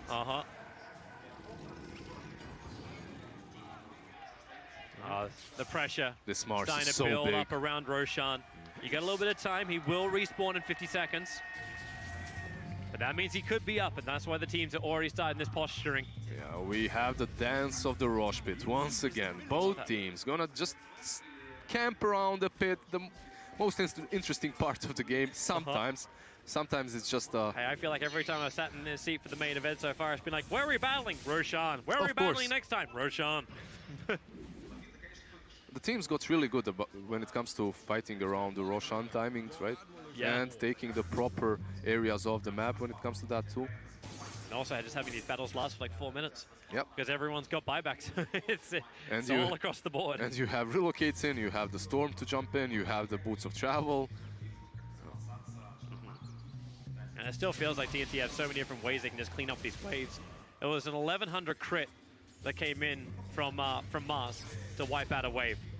Takes no risk when you got the X mark the spot, and that's what they're doing. They just play from this high ground position. Oh. So even though no one's like ball lightning up this, he doesn't have anyone to go on to because like TNC, they're just grouped up and holding the top. Also, you see the Ice Vortex in the pit. On one side, you have Ice Vortex, you have the Torrent to scout it. On the other, you can just use the Hawk or the Storm Spirit to jump over, and Yeah, we have two smokes. Here's the smoke maneuver, but they didn't actually grab the Enigma. These two teams are so close when it comes to the playstyle. Ball lightning in. They start over on Roshan. Ping's already coming, but they're so damn quick. Virtus Pro, they've almost taken Roshan. This Ice Blast needs to arrive. Here it comes in. This is going to do everybody. He's in. He goes in. He gets it done. And Radiant killed off Roshan. He will be snatched up by no one. Now Tims hits the hole, but the silence is out. Is it? The global silence is ready. Tims refreshes. He's ready to go again. They're getting the hell out of dodge. Yeah, no one did snatch that Aegis, but Ramses, he's the one that caught most of those attacks from the Sven, and he's the one that fell without us even seeing him. He just disappeared there. And man, that timing from A, perfect there with the ulti, just as Roshan was falling. That Aegis was on deck for a really long time too before no one picked it up. And he has that Aghanims too. So Storm has the Aghanims, he has the Aegis. I wonder who took the cheese though. Cheese was consumed by Gyra in the middle of the fight. Yeah, probably still affected by AA, so it didn't really help him there, as he fell anyway. Boy. So still VP had to buy back on Ramses. They don't get the items they wanted to push high ground. Like, yeah, okay, no one has the Aghanims upgrade as well as the 4-minute Aegis the Immortal, but... It's a mini black hole of their own right now, that no one can use. But they're definitely in a bad position right now because their carry is the only hero on the map that doesn't have the buyback. So if you find a way as TNC to catch that Gyro and blow him up like that last time, that could be just it. Game over. No one's getting really good information on TNC. And he is the Night Watchman. Whoa, okay. He's going to jump in. There's some friends behind him. But it's all for the 55-minute bounty runes. He tried to grab it mid-ball lightning. Yeah, just playing with fire a little bit there. Scouting as well. It's like how Dust is now relegated to sitting on the ground on the hillside. Detection's good. Bounty runes even. Yep, and so is this game. 4,000 the net worth, the difference. It's all come back in. It was a 15,000 advantage to TNC at one point. The experience as well was roughly about the same, but now everything's even Stevens. It's very even, but at the same time, if you think about the cleaves from the Sven and the Kunkka, they just need to hit that Gyro once or twice and he's goner. But you look at VP's positioning, it's like it's so difficult to get that hit. And the Storm Spirit, he's finding the back lines more and more. So far, he's done a really solid job when it comes to that. They were a little bit greedy when it comes to that Roshan, but you can't really blame them considering how fast it fell. This is good from the Beastmaster as well. He's going for that refresher. Oh. Hey. Invis rune stolen by no one. TNC is probably the best team when it comes to fighting around runes. Fighting around Rosh, perhaps you can give it to VP. But runes, man, TNC always has these traps in the right place at the right time. This time around, they don't manage to catch Store, but they were close. That double roar from the Beastmaster might help them when it comes to controlling that Sven during fights, as he dishes out way too much damage. The only way to deal with him is control him, and control him. Sounds like an easy plan. Just do it 3 times over. Yeah, just do it, man. Just control. Oh my God, just kill him. just do it. Just do it. Yeah. My God, that damage output is stupid-assly high. They're building into more Datalists as well. Everyone and his dog has a refresher orb.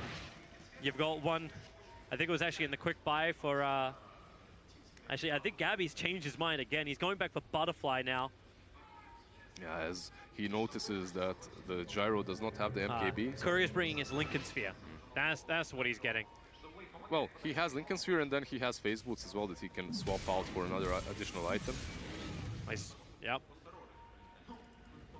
Look towards the top lane, half health. 14-12. There's still Aegis on Storm, one of the best Aegis carriers in the game. Loving his mindset. Like, I'm just gonna torrent on the ramp. If I hit something, we go for it. If I don't, then we don't. Yeah, he's really good at predicting where the heroes might be and just goes for it. Oh god. So is no one though. He predicts where AA is and just takes him down, gets the gem for his team too. Takes the gem away from TNC, which is even more important as these Hawks are going to be able to give them more vision. That's the first kill no one's been able to get with that Bloodthorn. Gets it over towards Solo, so Solo's net worth starts to increase as he's getting closer and closer towards that Aghanim Scepter. Another big item that we have on the side of Radiant is travels on Enigma. So now, even if he dies in the middle of these fights, he can buy back, travel back. He doesn't have buyback right now, 400 gold remaining. But if it does happen in one of these next fights, and he does have that buyback, you buy back, refresher, fight again, it can catch them off guard. And it's all about revealing these new items, like this one new trick that you have, this one new card that you have up your sleeve. That's how these next few fights can be won or lost. So much prep work for a fight you know is coming. At TNC, obviously don't want to force it. There goes the Aegis Immortal.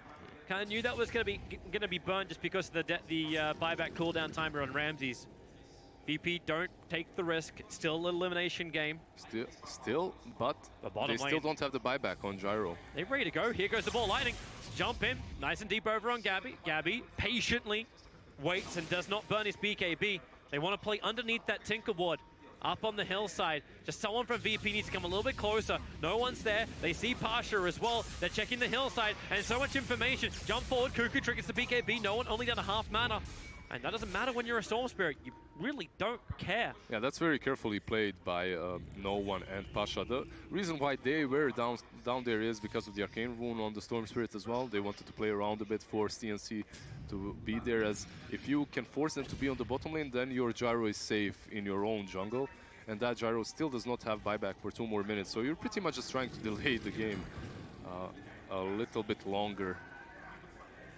Waiting to see Kunkka, like...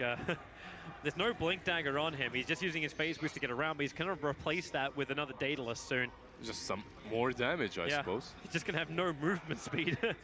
Like, how do you get this guy forward towards the lane into a better position? Instead, he sells the armlet, actually. It's not the phases. Yeah, it makes a little bit more sense.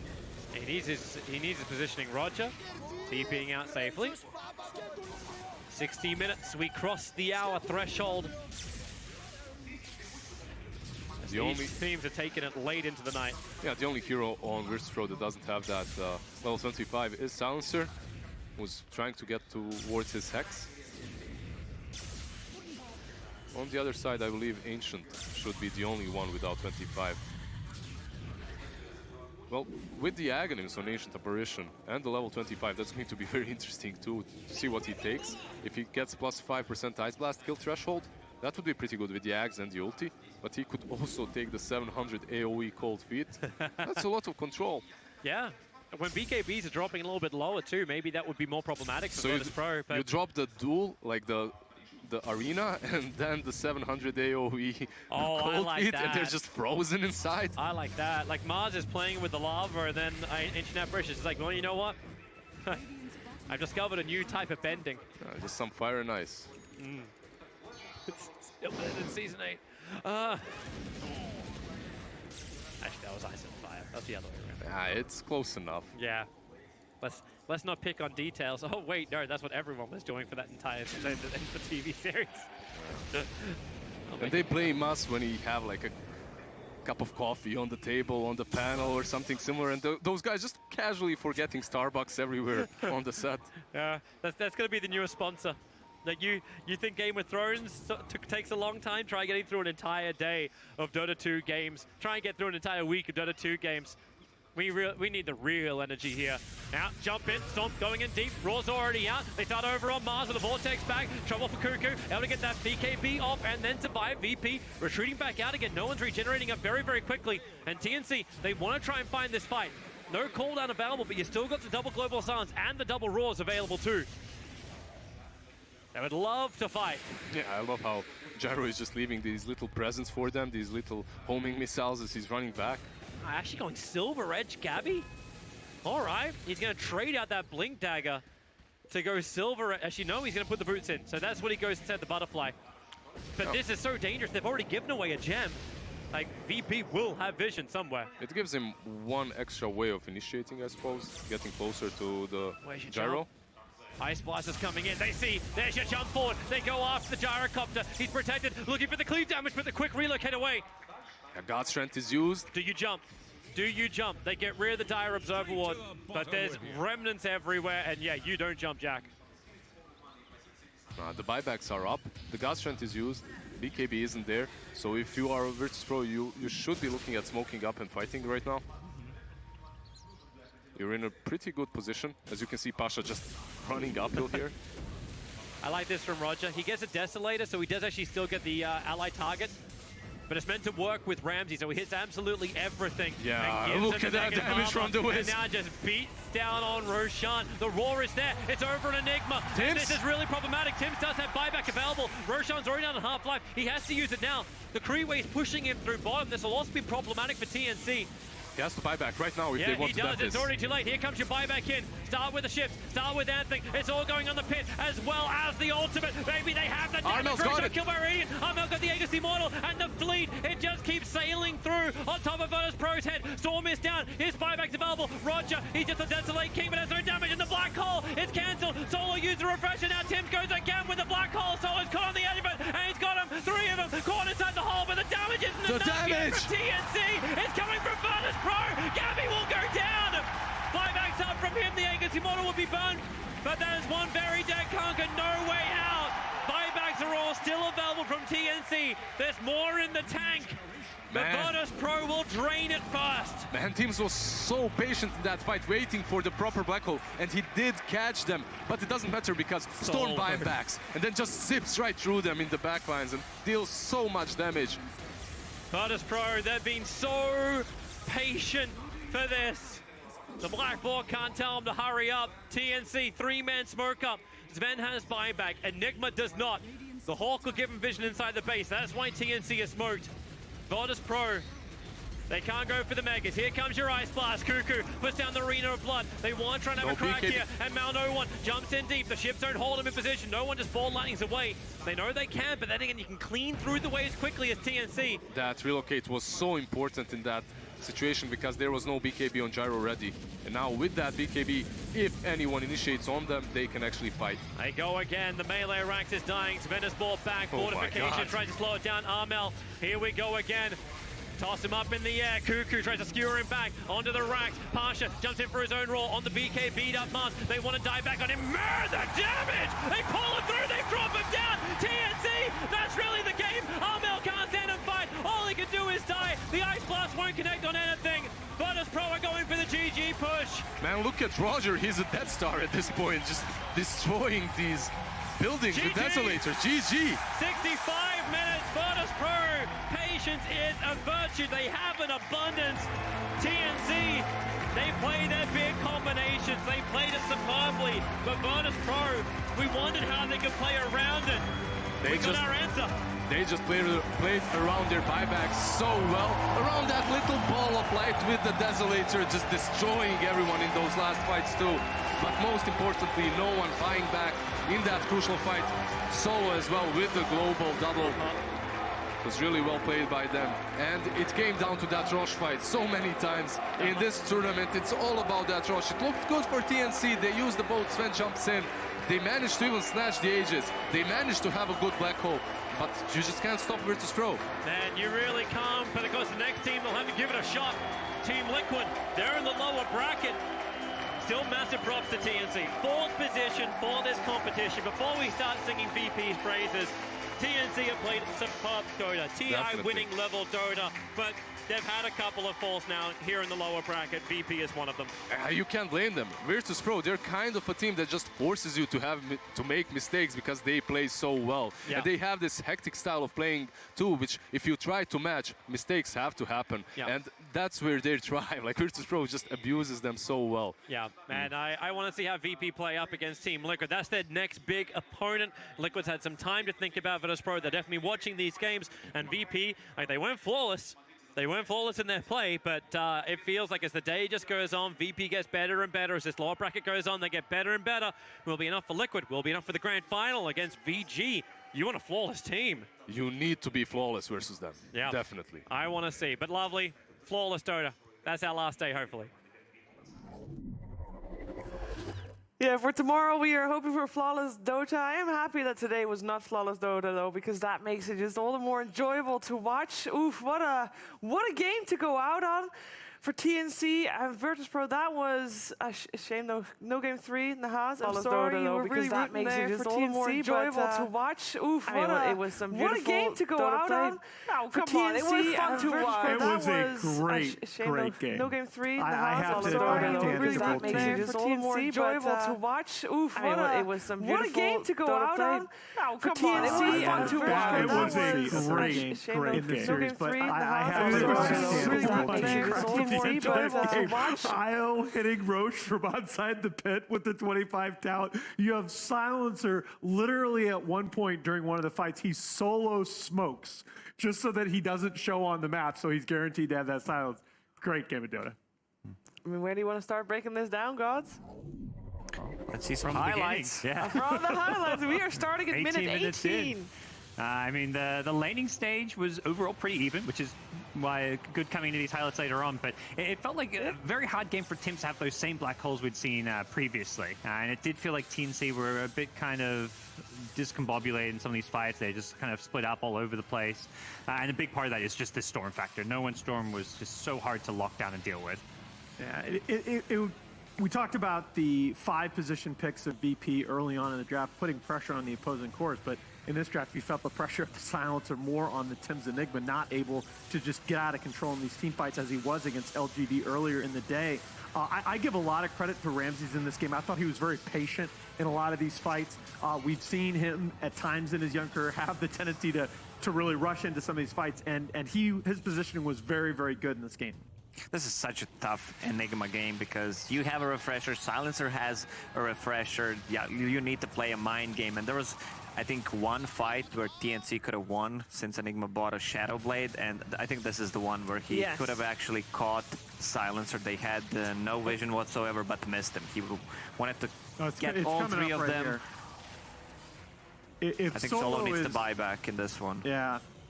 Maybe that's not the fight. No. No.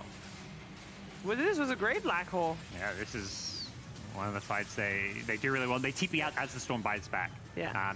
This is, Storm buyback is one of the scariest things in late game Dota because of his mobility. The second he does, if you're not ready to fight, you got to get out. That's how they won the last fight. Storm just buying back, and this is we were watching the game